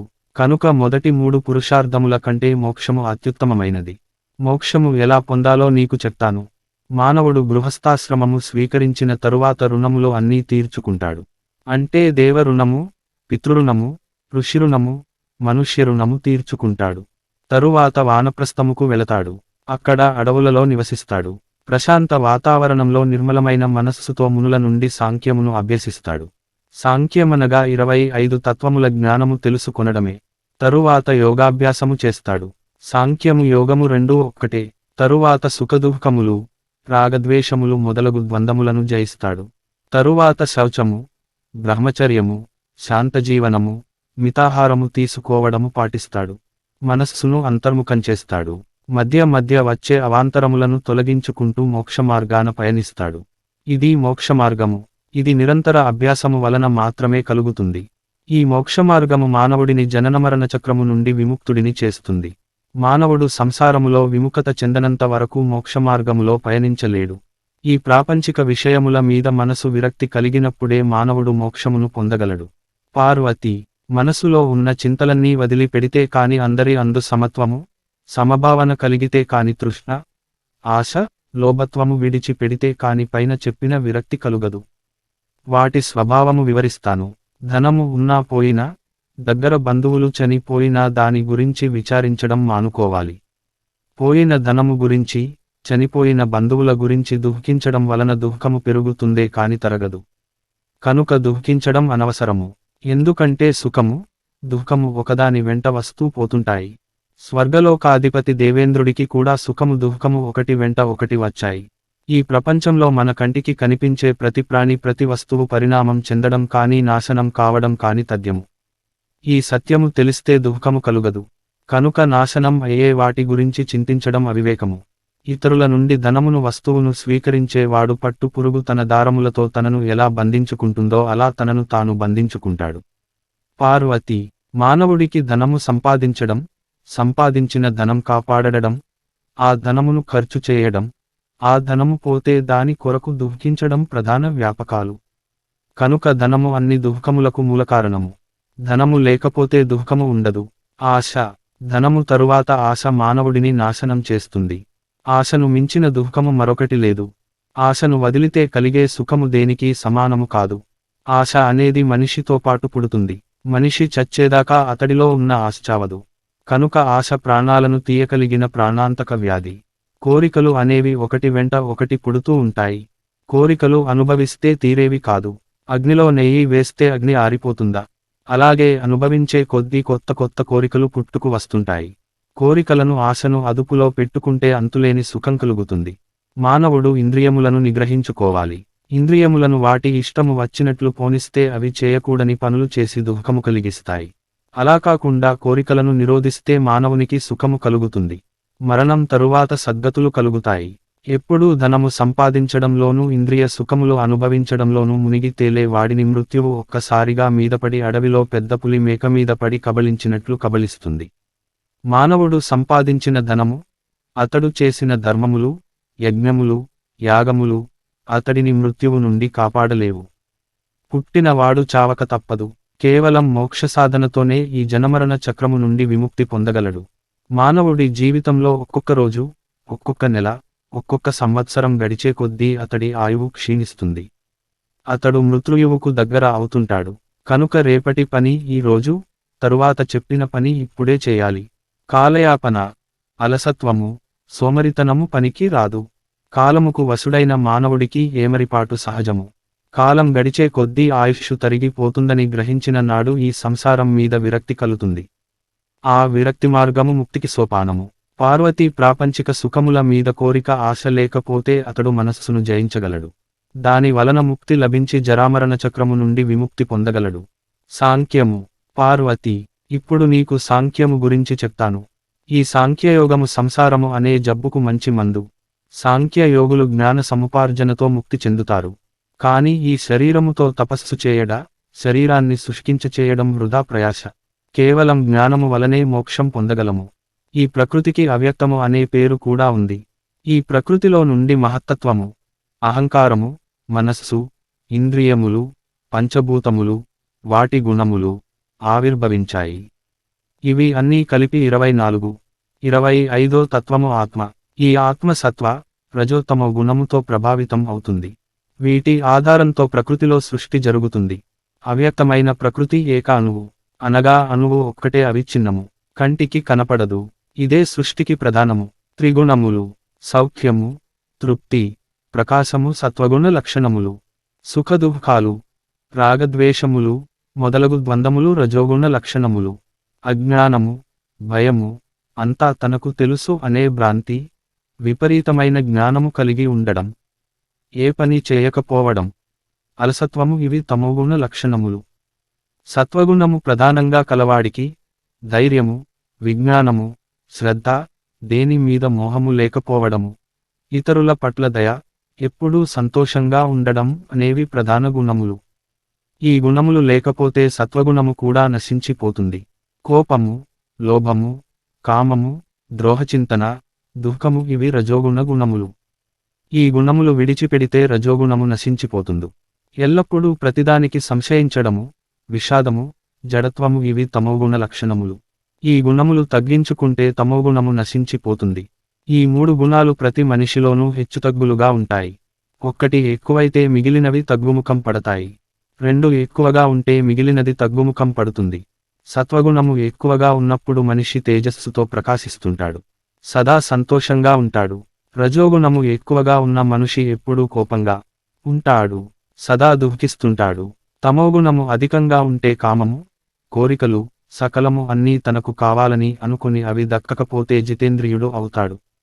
ఈ గుణముల ప్రభావంతో చేసే పనుల వలననే మానవులకు దేవలోక ప్రాప్తి, మనుష్యలోకములో పుట్టడం లేక జంతువులలో పశుపక్ష్యాదులలో పుట్టడం జరుగుతూ ఉంటుంది. మహాతత్వమును బుద్ధి అని కూడా అంటాము. ఈ బుద్ధి వివేకముకు, జ్ఞానముకు గుర్తు. ఈ బుద్ధి వివేకముకు జ్ఞానముకు గుర్తు. అహంకారము సృష్టికి మూలము. అహంకారము వదిలితే ముక్తి దానంతటా అదే వస్తుంది. ఇక మనస్సు ఇది ఇంద్రియముల ద్వారా ప్రకృతిలో సంచరిస్తుంటుంది. ఇంద్రియలోతత్వమునకు, ఇంద్రియ నిగ్రహముకు ఈ మనసే కారణము. ఈ శరీరము పంచభూతముల గుణములైన శబ్ద, స్పర్శ, రస, గంధ రూపములు ఈ శరీరము ద్వారా ప్రకటించబడుతూ ఉంటాయి. ఈ దేహము ఆత్మ కాదు, ఆత్మ కంటే వేరైనది. జీవాత్మ ఈ శరీరంలో అవ్యక్తంగా ప్రకాశిస్తున్నాడు. కాని మానవులు తామే ఆత్మ అనే అజ్ఞానంలో ఉంటాడు. అన్నీ తామే చేస్తున్నామని, తమవలనే అన్నీ జరుగుతున్నాయని భ్రమపడుతుంటారు. తాను వేరు మనసు వేరు అనుకుని మనసును ప్రకృతి నుండి పరమాత్మ వైపు మళ్లించిన మానవుడు ముక్తి పొందుతాడు. దేహాభిమానము పూర్తిగా నశిస్తేగాని ఇది సాధ్యము కాదు. ఈ తత్వమే 25వ తత్వము ప్రకృతిని వదిలిపెట్టి ప్రకాశిస్తూ ఉంటుంది. ఈ విజ్ఞానము పరమశాంతిప్రదము. అన్నింటికీ అధిష్టానం అయినది 26వ తత్వము. దానికి ఈ శబ్ద, స్పర్శ, రూప, రస, గంధాలు అంటవు. ఇది నిత్యము, శాశ్వతము, అవ్యయము, అన్నింటిలోనూ ఉంటుంది. సర్వే సర్వత్రా వ్యాపించి ఉంటుంది. అతి సూక్ష్మమైనది, అత్యంత విశాలమైనది, ఇంద్రియములకు గోచరము కాదు. ఇదే 26వ తత్వము. ఆ తత్వమును పరమాత్మ అని పిలుస్తారు. ఇదే మోక్షపదము. సమదృష్టి కలిగిన వారు మోక్షముకు అర్హులు. పార్వతీ నీకు చెప్పిన ఈ సాంఖ్యము కపిల మహర్షి సేవించిన ధర్మము. యోగము. పార్వతి, ఇక యోగమార్గము గురించి వివరిస్తాను. ఈ దేహము, ఇంద్రియములు, మనసు, బుద్ధి, ఆత్మ ఇవన్నీ ఒకటే కాని వేరు కాదు అనుకోవడమే యోగము. ప్రతిరోజు అగ్నిహోత్రము చేయడం, అధికంగా మాట్లాడకుండా ఉండడం, సత్వగుణము కలిగి ఉండడం, అర్హులైన వారికి దానం చేయడం, వేదాభ్యాసం చేయడం, ఎల్లప్పుడూ శుచిగా ఉండడం, సత్యము పలకడం, వీటిని అనుసరించడం వలన మానవుడిలోని పాపాలు నశిస్తాయి. శుచిగా శుభ్రంగా ఉండాలి. ఏకాంత ప్రదేశంలో ఒక ఆసనము మీద కూర్చోవాలి. నడుము దగ్గర నుండి తల వరకు నిటారుగా కూర్చోవాలి. ఇంద్రియములను మనస్సును ఏకం చేయాలి. మనస్సును ఆత్మలో లీనము చేయాలి. ప్రాణ, ఆపాన వాయువులను క్రమబద్ధం చేయాలి. మానవుడు మనసును ఈ దశకు రాగానే ఇష్టం వచ్చినట్లు పోనీయరాదు. ప్రాణవాయువు ఆపానవాయువుతో కూడి ఊర్ధ్వముఖంగా పయనించి శిరస్సు దగ్గరకు చేరుతుంది. అప్పుడు జీవాత్మ పరమాత్మగా మారుతుంది. ఈ యోగమును అనుసరించడానికి సోమరితనము, పరధ్యానము, అత్యాశ, ఇతరుల పట్ల ఆదరం లేకపోవడం, రోగములు, స్వప్నములు, లోభత్వము, భయము, కామము, క్రోధము, సుఖములు అనుభవించాలన్న కోరిక, చంచలత్వము మొదలైన దుష్టగుణములు అత్యంత విరోధములు. పైన చెప్పిన గుణములు ఉన్నవారు యోగాభ్యాసానికి అర్హులు కారు. ఈ యోగాభ్యాసమును నిష్ఠతో చేసిన అష్టసిద్ధులు సిద్ధిస్తాయి. అలాంటి యోగి స్వేచ్ఛగా ఎక్కడంటే అక్కడ తిరగగలడు. యోగి ఎక్కువగా నిద్రపోకూడదు, అలాగని అసలు నిద్రపోకుండా ఉండకూడదు. ఎక్కువగా తినకూడదు, అలాగని అసలు తినకుండా ఉండకూడదు. మితభోజనం, మితనిద్ర యోగికి యోగసిద్ధి కలిగిస్తుంది. యోగధర్మము ఇదే అని మహేశ్వరుడు పార్వతీదేవికి చెప్పాడు. పరమాత్మలో లీనం.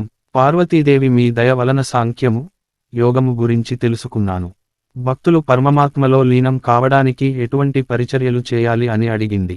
పరమశివుడు పార్వతీ దేవతలకు కాని మానవులకు కాని పరమాత్మ గురించి తెలుసుకోవడం అసాధ్యం. ఎందుకంటే సాంఖ్యము, యోగము రెండూ పరమాత్మ స్వరూపాలే. ఆ పరమాత్మను నేనే. నేను సనాతుడను, అవ్యయుడిని, సత్యమే నా స్వరూపము. నా దయలేనిది ఎవరూ నన్ను దర్శించలేరు. నన్ను చేరుకోవడానికి మంత్రము, జపము, నిరంతర పరమాత్మ చింతన, స్తోత్రములు, నమస్కారములు ఇవన్నీ నిష్ఠతో చేసిన పరమాత్మను చేరుకోవచ్చును. పూర్వము నేను 4 ఆశ్రమముల గురించి పాశుపత్రవ్రతము గురించి 4 విప్రులకు బోధించాను. వారు దానిని తమ శిష్యులకు బోధించారు. అలా లోకమంతా వ్యాపించింది. సకల శుభములు కలగడడానికి, శుచిగా ఉండడానికి, నా స్వరూపమైన లింగార్చనకు నేను విభూతిని రూపొందించాను.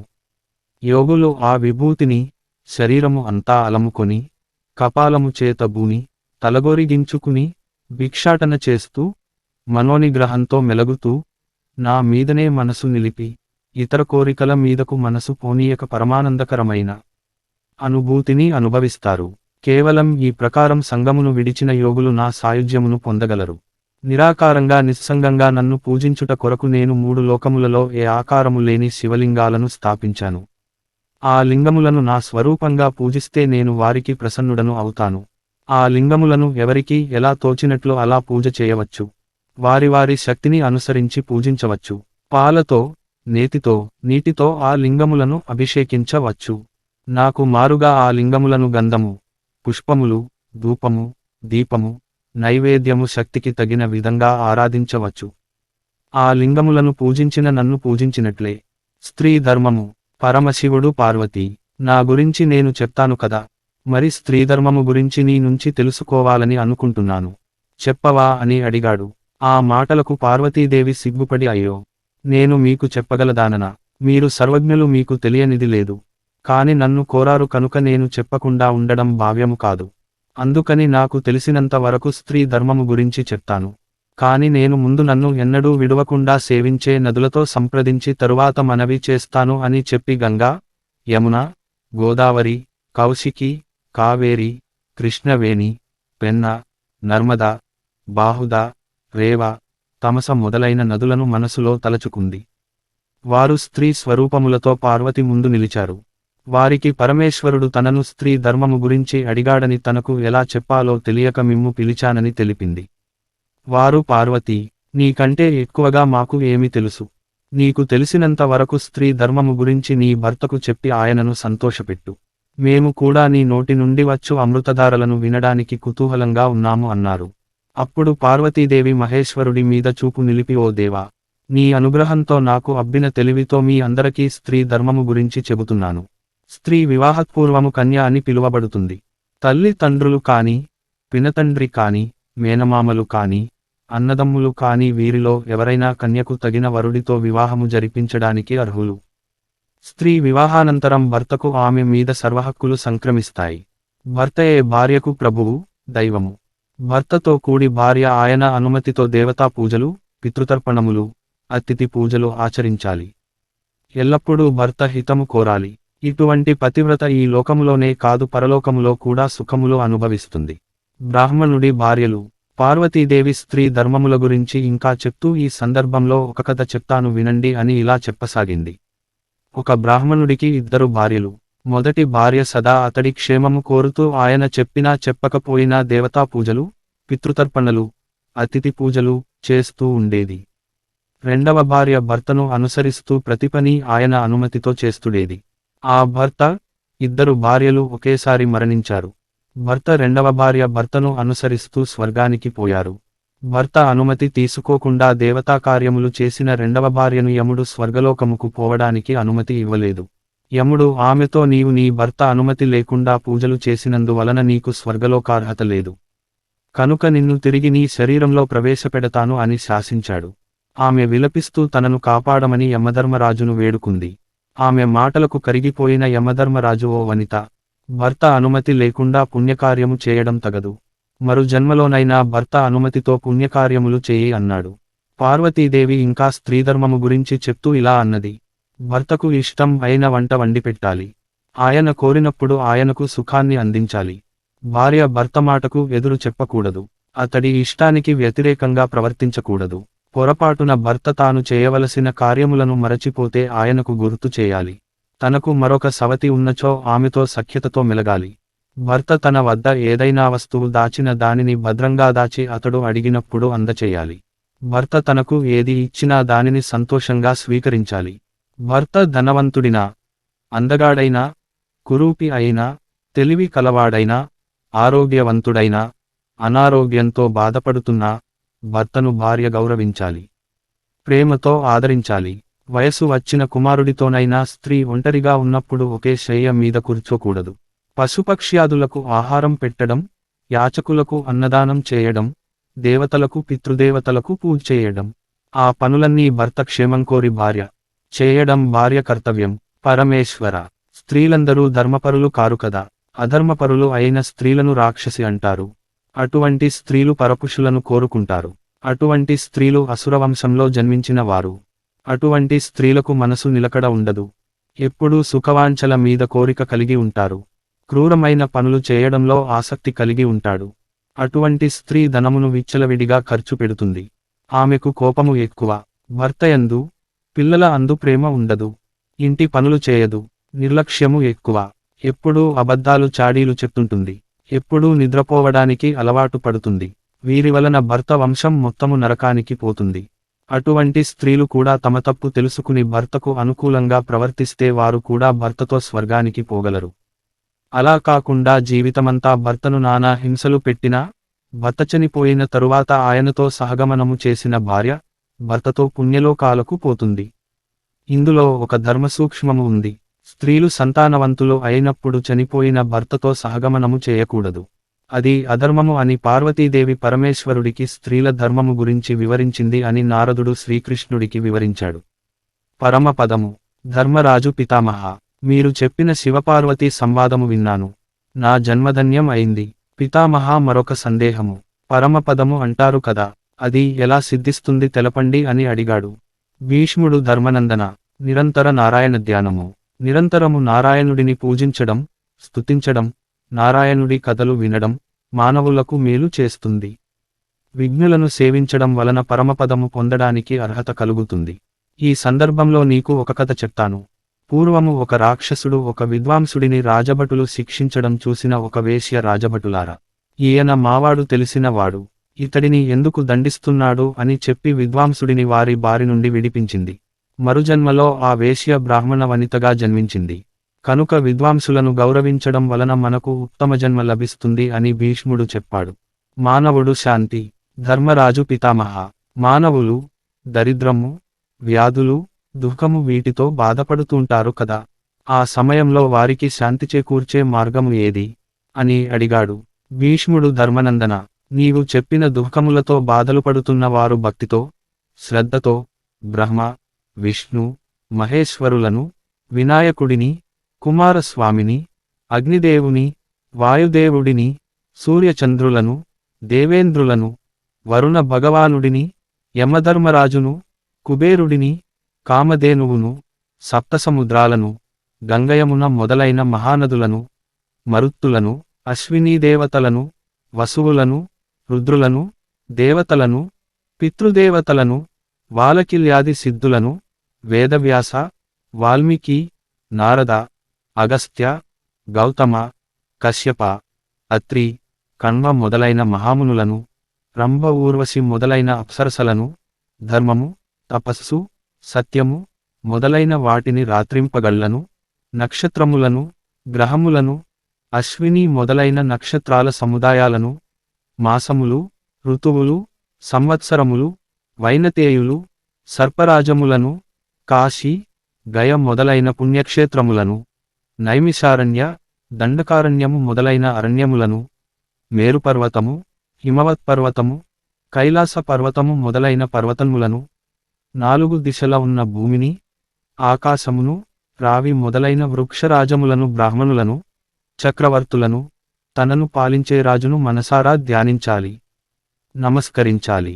మీరందరూ నన్ను రక్షించండి, నాకు ఆయురారోగ్య ఐశ్వర్యములను, అభివృద్ధిని, పరమానందమును ప్రసాదించండి అని మనసారా కోరుకోవాలి. తరువాత నారాయణ మంత్రము శ్రద్ధగా పఠించాలి. నారాయణ జపం. ఓం నమో భగవతే వాసుదేవాయ, నమః పురుషోత్తమాయ, నమః సర్వలోక గురువే, నమః సర్వలోక పితామహాయ, నమః సర్వలోక ప్రధానాయ, నమః సర్వలోకేశ్వరాయ, నమః సర్వలోక విశిష్టాయ, నమః సర్వలోక సుఖప్రదాయ, నమః సర్వలోక భర్తాయ, నమః సర్వలోక కర్తాయ, నమః సర్వలోక హర్తే, నమః సర్వలోక నిధ్యే, నమః సర్వలోక నదనాయ, నమః సర్వలోకోద్భవకరాయ, నమః విష్ణవే, నమః ప్రభవిష్ణవే అని పఠించాలి. ఈ మంత్రం పఠించిన వారికి సమస్త భయములు, కష్టాలు, పాపములు నశించి శుభములు కలుగుతాయి అని భీష్ముడు ధర్మరాజుకు మహావిష్ణు మంత్రమును ఉపదేశించాడు అని వైశంపాయనుడు చెప్పాడు. మహనీయ దైవము, పురుషోత్తముడు, ధర్మరాజు భీముడిని పితామహ.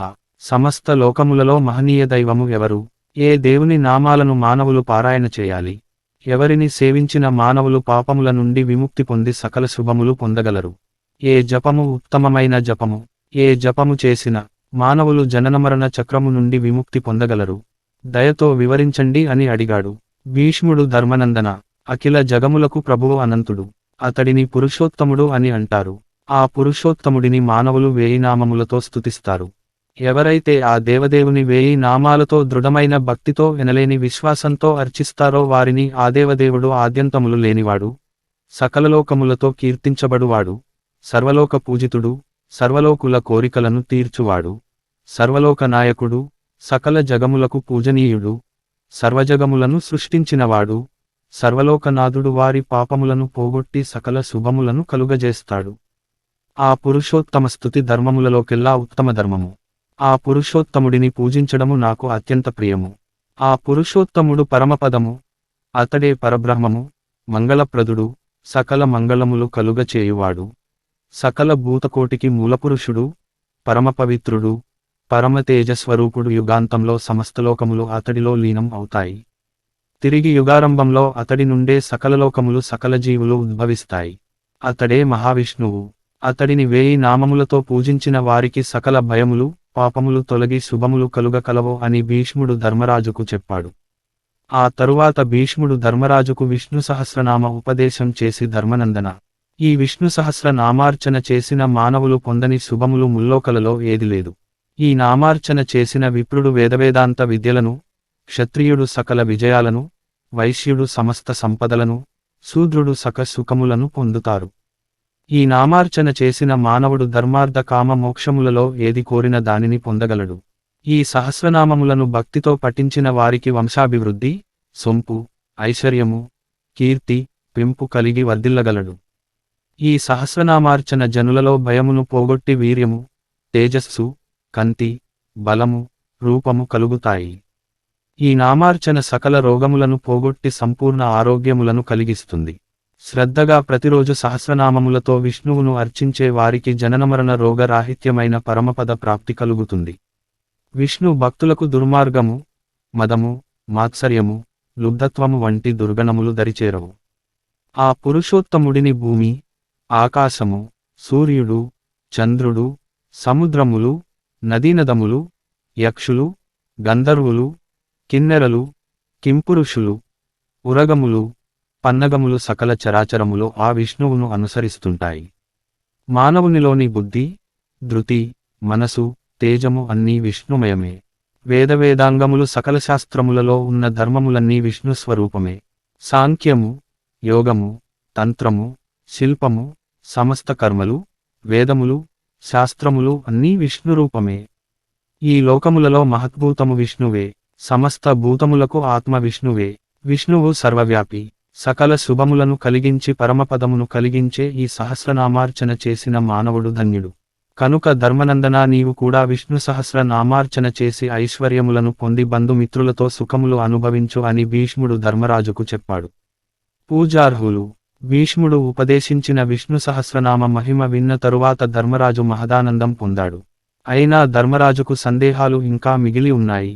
అందుకే ధర్మరాజు భీష్ముడితో పితామహ, పూజించడానికి, నమస్కరించడానికి అర్హులు ఎవరు? ఎవరికి ఆనందం కలిగిస్తే మానవులకు శుభములు కలుగుతాయి, ఎవరికి హాని కలిగిస్తే మానవులకు హాని, అశుభములు కలుగుతాయి అని అడిగాడు. భీష్ముడు ధర్మనందన, ఈ లోకములో పూజించడానికి అర్హులు బ్రాహ్మణులే. బ్రాహ్మణులకు హాని కలిగించినట్లయితే సాక్షాత్తు దేవేంద్రుడికి కూడా తిప్పలు తప్పవు. బ్రాహ్మణులు సంతోషించిన సకల శుభములు కలుగుట తథ్యము. బ్రాహ్మణులు ఈ లోకముకు ఆధారము. బ్రాహ్మణులు ధర్మముకు వారధిలాంటి వారు. సకల శాస్త్రములు వేదవేదాంగములు ప్రవచించడానికి అర్హులు బ్రాహ్మణులు మాత్రమే. విప్రులకు తపస్సు, సత్యవాక్కు ధనముతో సమానము. బ్రాహ్మణులకు ఒక్క పూట భోజనము పెట్టిన వాడి పాపములు పటాపంచలు అవుతాయి. దేవతలకు కూడా దేవతలు బ్రాహ్మణులే. బ్రాహ్మణుడు బాలుడైనా పూజనీయుడే. ఇక వృద్ధ బ్రాహ్మణుని విషయము చెప్పనలవి కాదు అని భీష్ముడు చెప్పాడు. బ్రాహ్మణుల మహిమ. ధర్మరాజు పితామహ, బ్రాహ్మణులను గురించి ఇంత గొప్పగా చెప్పావు కదా. బ్రాహ్మణులను పూజించిన వారికి కలుగు శుభములు ఏవి? వారిని ఇంతగా పూజించడానికి బ్రాహ్మణులలో ఉన్న విశిష్ట గుణములు ఏవి అని అడిగాడు. ధర్మనందన, నీ సందేహానికి సమాధానంగా పవనార్జున సంవాదం వినిపిస్తాను. కార్తవీర్యార్జునుడు వేయచేతులు కలిగిన మహావీరుడు. అతడు తనకు కలిగిన బలగర్వము వలన ఈ ముల్లోకములలో నాకు సాటి బలవంతుడు లేడు అని బిగ్గరగా పలికాడు. అది విన్న ఒక భూతము బదులుగా, ఓ రాజా, నీవిలా పలుకతగదు. లోకముల కన్నా భూసురులైన బ్రాహ్మణులు అధికులని నీకు తెలియదా అని పలికింది. అందుకు కార్తవీర్యార్జునుడు, బ్రాహ్మణులు రాజులను ఆశ్రయించుకుని జీవిస్తారు కదా, అలాంటి బ్రాహ్మణులు రాజుల కంటే అధికులు ఎలా అవుతారు? నాకు అనుగ్రహం వస్తే బ్రాహ్మణులను ఆదరిస్తాను, కోపము వస్తే అందరినీ దండిస్తాను అని చెప్పాడు. ఈ మాటలకు ఆ భూతము మారుపలుకక వెళ్ళిపోయింది. ఆ సమయంలో వాయుదేవుడు తనను తాను ఎరిగించుకుని, ఓ రాజా, నీవు బ్రాహ్మణులను రక్షిస్తున్నానని అనుకుంటున్నావు, కానీ ఆ బ్రాహ్మణుల రక్షణలోనే నీవు ప్రజలను రక్షిస్తున్నావని తెలుసుకో. ముల్లోకాలలో పూజనీయులు బ్రాహ్మణులే. అహల్యను కోరిన ఇంద్రుడు గౌతమముని శాపం పొందలేదా? అగస్త్యుడు సముద్రమును ఔపోసన పట్టలేదా? బృమహర్హి అగ్ని దేవుడిని శపించలేదా అన్నాడు. ఆ మాటలకు కార్తవీర్యార్జునుడు బదులు పలుకలేదు. ఉచ్జుని వృత్తాంతం.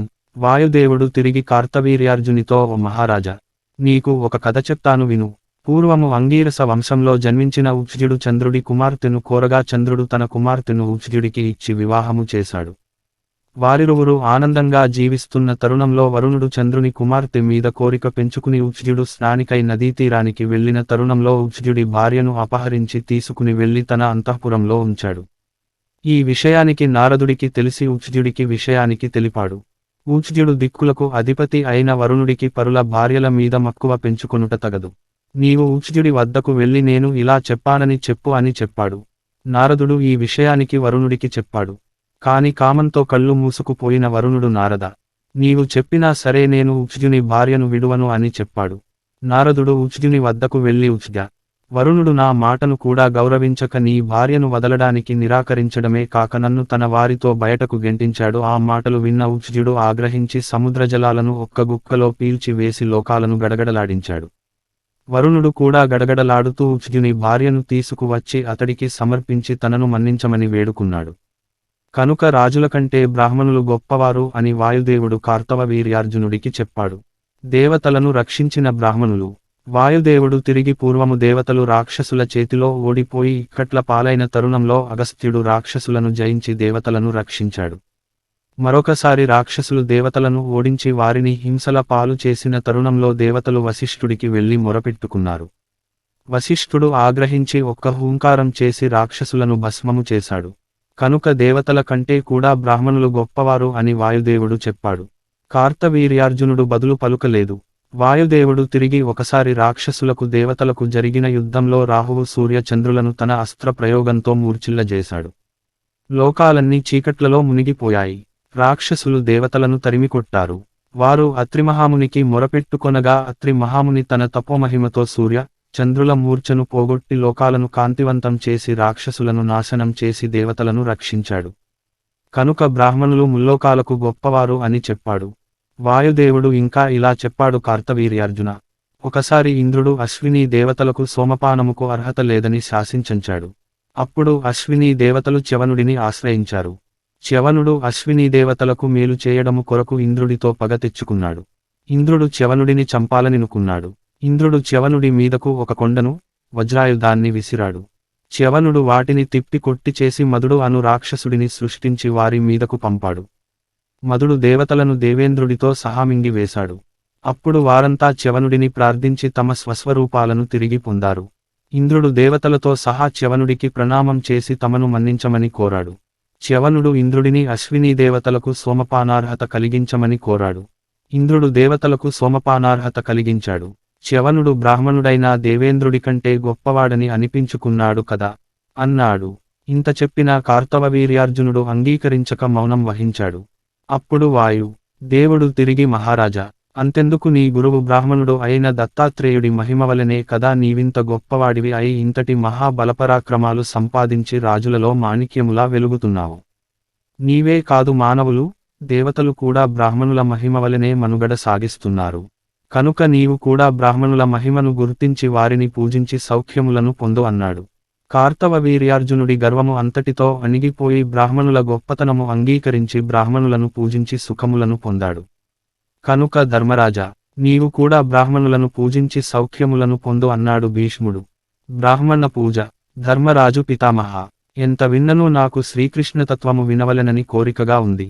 నాకు ఇంకా బ్రాహ్మణ మహిమలు వివరించండి అని అడిగాడు. భీష్ముడు ధర్మనందన, నాకు ఇంద్రియములు, వాక్కు, మనస్సు దుర్బలము అయ్యాయి. నేనిక అలసిపోయాను. దక్షిణాయనము అయిపోవస్తుంది. ఉత్తరాయణము సమీపిస్తుంది. నేను ఇక నిష్క్రమించవలసిన కాలము సమీపిస్తుంది. శ్రీకృష్ణుడికి బ్రాహ్మణతత్వము బాగా తెలుసు. అతడు సర్వజ్ఞుడు. అతడు నీకు బ్రాహ్మణ మహిమలు వివరిస్తాడు. నాకు కృష్ణతత్వము బాగా తెలుసు. అతడు వరాహరూపము ఎత్తి భూమిని అవలీలగా తన కోరల మీద ఎత్తాడు. ఈ భూమి మీద జీవజాలము ఆవిర్భావము శ్రీకృష్ణలీల కాక మరేమి. అతడు తన నాభికమలము నుండి బ్రహ్మను సృష్టించి ఈ సృష్టికార్యము జరిపంచాడు. బ్రహ్మకారకుడే కాని మూలము శ్రీకృష్ణుడే. ఎప్పుడైతే ధనుజులు ధర్మమును నశింపచేస్తారో అప్పుడు శ్రీకృష్ణుడు అవతరించి ధర్మమును కాపాడి ధర్మాత్ములను రక్షిస్తాడు. దేవతలు, విశ్వపతి, దిక్పాలకులు, పరమేశ్వరుడు అన్నీ శ్రీకృష్ణుడే. కాలము, జగత్తు, దిక్కులు అన్నీ తానే అయి ఉన్నాడు. యజ్ఞస్వరూపుడైన శ్రీకృష్ణుడిని ఋత్విక్కులు వేద మంత్రములతో స్తుతిస్తారు. ఋగ్వేదములో శ్రీకృష్ణ స్తుతి వింత కాదు. యజ్ఞము, ఋత్విక్కులు, యజ్ఞ సామాగ్రి, మంత్రములు, యజమాని అన్నీ ఆయన స్వరూపమే. సూర్యచంద్రులకు వెలుగును ఇచ్చే పరంజ్యోతి స్వరూపుడు అతడే. అతడే సత్యము, నిత్యము, అజరామరమైన పరమపదము అని భీష్ముడు ధర్మరాజుకు చెప్పాడు. శ్రీకృష్ణుడు చెప్పిన బ్రాహ్మణ మహిమ. ధర్మరాజు శ్రీకృష్ణుడి ముందు ప్రణమిల్లి దేవదేవ శ్రీకృష్ణ, నాకు బ్రాహ్మణతత్వము వినవలెనన్న కోరిక తీరలేదు కనుక నన్ను కరుణించి వివరించవా అని వేడుకున్నాడు. శ్రీకృష్ణుడు ధర్మనందన, నేను ప్రద్యుమ్నుడికి చెప్పిన విషయాలు నీకు వివరిస్తాను. మానవులకు ధర్మార్థకామమోక్ష సాధనకు, దేవతార్చనకు, పితృదేవతార్చనకు, ఇహలోక సౌఖ్యములు పొందుటకు కారణం అందుకు సహకరించే బ్రాహ్మణులే. దేవతలకు కూడా ఆయుష్షు, సంపద, కీర్తి కలగడానికి కారణం బ్రాహ్మణులే. బ్రాహ్మణులు అనుగ్రహిస్తే సంపదలు పొందగలరు. బ్రాహ్మణులు ఆగ్రహించిన ఎంతటి వారైనా భస్మము కాగలరు. ఇహలోక సుఖములకే కాక పరలోక సుఖములు పొందుటకు కూడా కారణం బ్రాహ్మణులే. ఇది తెలపడానికి నీకు ఒక వృత్తాంతం చెప్తాను విను. దుర్వాసుడనే మహాముని ఉండేవాడు. అతడు వింతమనస్కుడు. అతడి చేష్టలు ఎవరికీ అర్థము కావు. ఒకసారి మంచము మీద నిద్రిస్తాడు, ఒకసారి నేలమీద నిద్రిస్తాడు. మనమిచ్చినప్పుడు ఆహారము తినడు. తను అనుకున్న వెంటనే ఆహారము అందివ్వవలసినదే. ఒక్కోసారి ఏమీ తినడు. ఒక్కోసారి 100 మంది భోజనము ఒక్కడే తింటాడు.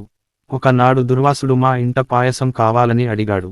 మేము అతడికి పాయసం ఇచ్చిన వెంటనే దానిని కొంచెం తిని తరువాత తన ఒంటికి పూయమని కోరాడు. నేను అలాగే చేశాను. రుక్మిణి దుర్వాసుడి రథములాగుట. తరువాత అతడు దానిని రుక్మిణీదేవి ఒంటికి రాసి ఆమెను ఒక రథానికి గుర్రములా కట్టి తాను ఆ రథమ మీద కూర్చుని రుక్మిణిని ఆ రథము లాగమని చెప్పాడు. ఆమె అలాగే లాగింది. రుక్మిణి రథము లాగుతుంటే అతడు దానిని వీధులలో తిప్పాడు. నేను ఆయన మీద అలుగక ఆ రథము వెంట వెళ్ళాను. కాని యాదవులు ఆగ్రహించి నా కొరకు ఆయనను ఏమీ అనలేక నా వెంట నడిచారు. కొంత దూరము పోయిన పిదప రుక్మిణి సొమ్మసిల్లి పడిపోయింది. అప్పుడు దుర్వాసుడు రథము దిగి రుక్మిణి మీద మట్టి చల్లి దక్షిణ దిక్కుగా వెళ్ళిపోయాడు. నేను అతడి వెంట వెళ్ళి అతడి కాళ్ళు పట్టి రమ్మని వేడుకున్నాను. ఆయన నన్ను కరుణించి కృష్ణా, నీవు కోపాన్ని జయించావు. నేను నీకు ఒక వరం ఇస్తున్నాను. ఇక మీదట జనులు అందరూ వారు వారిని ఎంతగా ఆరాధిస్తారో అంతకంటే ఎక్కువగా నిన్ను ఆరాధిస్తారు. నేను నిన్ను పాయసము నా ఒంటికి రాయమని చెప్పినప్పుడు నీవు నా ఒంటికి అంతా రాసావు, కాని పాదాలను వదిలావు, కనుక నీవు పాదానికి హాని కలగడం ద్వారా ఈ లోకం నుండి నిష్క్రమిస్తావు. అయినా అది నిన్ను నీ స్వస్థలమైన వైకుంఠానికి చేర్చి నీకు మేలు చేస్తుంది. నీవు నన్ను పూజించినట్లే మిగిలిన బ్రాహ్మణులను పూజించి సౌఖ్యములను పొందు అని చెప్పి రుక్మిణీదేవి వద్దకు వెళ్ళి, అమ్మా, నీవు నీ సౌభాగ్యములతో అప్రతిహతంగా 16,000 భార్యలలో అగ్రగణ్యవై వర్ధిల్లగలవు అని వరం ఇచ్చి వెళ్ళిపోయాడు. ధర్మనందన, అప్పటి నుండి మా శరీరాలు వింత కాంతులతో విరజిల్లుతున్నాయి. అప్పటి నుండి మా ఇంట సిరి సంపదలు తులతూగుతున్నాయి. అప్పటి నుండి నేను బ్రాహ్మణులను పూజిస్తున్నాను. కనుక నీవు కూడా బ్రాహ్మణులను పూజించి సౌఖ్యములను పొందు అని చెప్పాడు. దుర్వాస జనం. ధర్మరాజు కృష్ణ, దుర్వాసుడు పరశివుడి అంశ అని అంటారు కదా, అది ఎలా జరిగింది వివరించు అని అడిగాడు. శ్రీకృష్ణుడు, ధర్మనందన, ఏ మానవుడైతే పరమశివుని ధ్యానించి శతరుద్రులను ఆరాధిస్తాడో అతడికి ఇహలోకములోను పరలోకములోను దొరకని సుఖము లేదు. శివుడికి మించిన దైవము లేదు. అతడే మహాదేవుడు. అతడు ఆగ్రహించి మూడో కంటిని తెరిచాడా వేద విరుద్ధులైన వారు భస్మము కాక తప్పదు. అతడికి ఆగ్రహానికి దక్షాయజ్ఞము ధ్వంసం అయిన విషయము లోక విదితమే కదా. అతడి ఆగ్రహము వలన సూర్యుడికి కళ్ళు పోయి అనుగ్రహము వలన ఆ కళ్ళు తిరిగి వచ్చాయి కదా. మిక్కిలి బలవంతులైన త్రిపురాసురులు లోకకంటకులై బాధిస్తున్నప్పుడు మహాశివుడు దేవతల మొరవిని ఆ 3 పురములను ఒకే అస్త్రముతో ధ్వంసం చేసి దానిని తన తొడ మీద పెట్టుకున్న తరుణంలో ఆ అస్త్రము ఒక బ్రాహ్మణ బాలుని ఆకారము దాల్చింది. అప్పుడు దేవతలు అతడు ఎవరని ప్రశ్నించగా ఈశ్వరుడు అతడికి దుర్వాసుడు అని నామకరణం చేశాడు. అతడే మా ఇంటికి వచ్చిన దుర్వాసుడు అని శ్రీకృష్ణుడు ధర్మరాజుకు చెప్పాడు. శివ పూజ. ధర్మరాజు శ్రీకృష్ణుడితో, శ్రీకృష్ణ, శివనామములు జపిస్తే సమస్త సంపదలు, జ్ఞానము కలుగుతుందని అంటారు కదా, ఆ నామములను వాటి అర్థములను తెలుపవా అని అడిగాడు.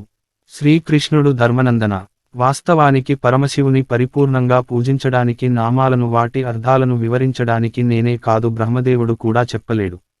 కాని నీవు అడిగావు కనుక పరమశివుని నామాలను వాటి అర్థాలను నీకు నేను వివరిస్తాను.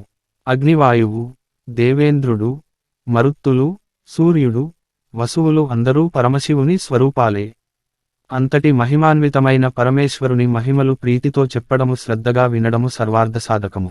ఈశ్వరతత్వము మహాతత్వము. సమస్త మునులు, ఋషులు అతడిని మహేశ్వరుడుని, హరుడని స్తుతిస్తుంటారు. ఉగ్రత్వము, అఖండమైన ప్రతాపం కలవాడు కనుక రుద్రుడని అంటారు. దేవతల కందరికీ దేవుడు కనుక దేవతలు అతడిని మహాదేవుడు అంటారు. సమస్త సత్కర్మలకు శుభప్రదమైన ఫలితాలను ఇస్తారు కనుక జనులు అతడిని శివుడు అంటారు. సుస్థిరమైన తేజస్సుతో ప్రకాశిస్తుంటాడు కనుక అతడిని స్థానువు అంటారు. చరాచర జీవులన్నింటా తానై చరిస్తుంటాడు కనుక అతడు బహురూపుడని స్తుతిస్తుంటారు. ఆయన జటాజూటములతో ధూమ్రవర్ణముతో ప్రకాశిస్తుంటాడు కనుక ఆయన జనులచేత దూర్జటి అని పిలువబడుతుంటాడు. విశ్వదేవతలందరూ అతడిని విశ్వరూపుడని పిలుస్తారు. అనేక నేత్రములతో చూస్తుంటాడు కనుక అతడిని సర్వచక్షువు అని అంటారు. వృషభవాహనమును అధిష్ఠించి తిరుగుతుంటాడు అనుక ఆయనను వృషభవాహనుడు అంటారు. మహాశివుడు జనులను రక్షిస్తూ వారిని లయము చేస్తుంటాడు.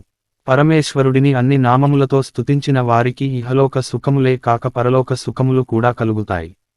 వ్యాస మహర్షి పరమశివుని గురించి విశేషమైన స్తోత్రము రచించాడు.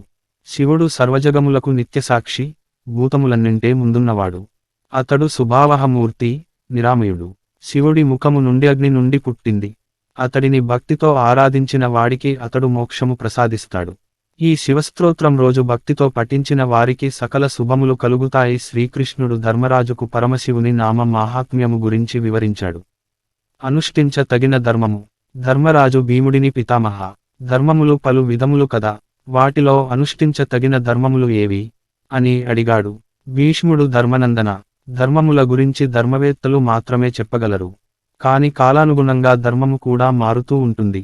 ఒక్కోసారి ధర్మము కూడా తన రూపు మార్చుకుంటుంది. ఒక్కోసారి అధర్మము కూడా ధర్మములా గోచరిస్తుంది. ఒక్కోసారి ధర్మ సూక్ష్మములు తెలియని వారు అధర్మమును ధర్మమని తలచి ప్రచారము చేస్తుంటారు. అందువలన సాధారణ జనులు అవస్థల పాలవుతారు. అందువలన ధర్మసూక్ష్మములను తెలిసిన వారిలన శాస్త్రాధ్యయనము వలన ధర్మమును తెలుసుకుని ప్రవర్తించాలి.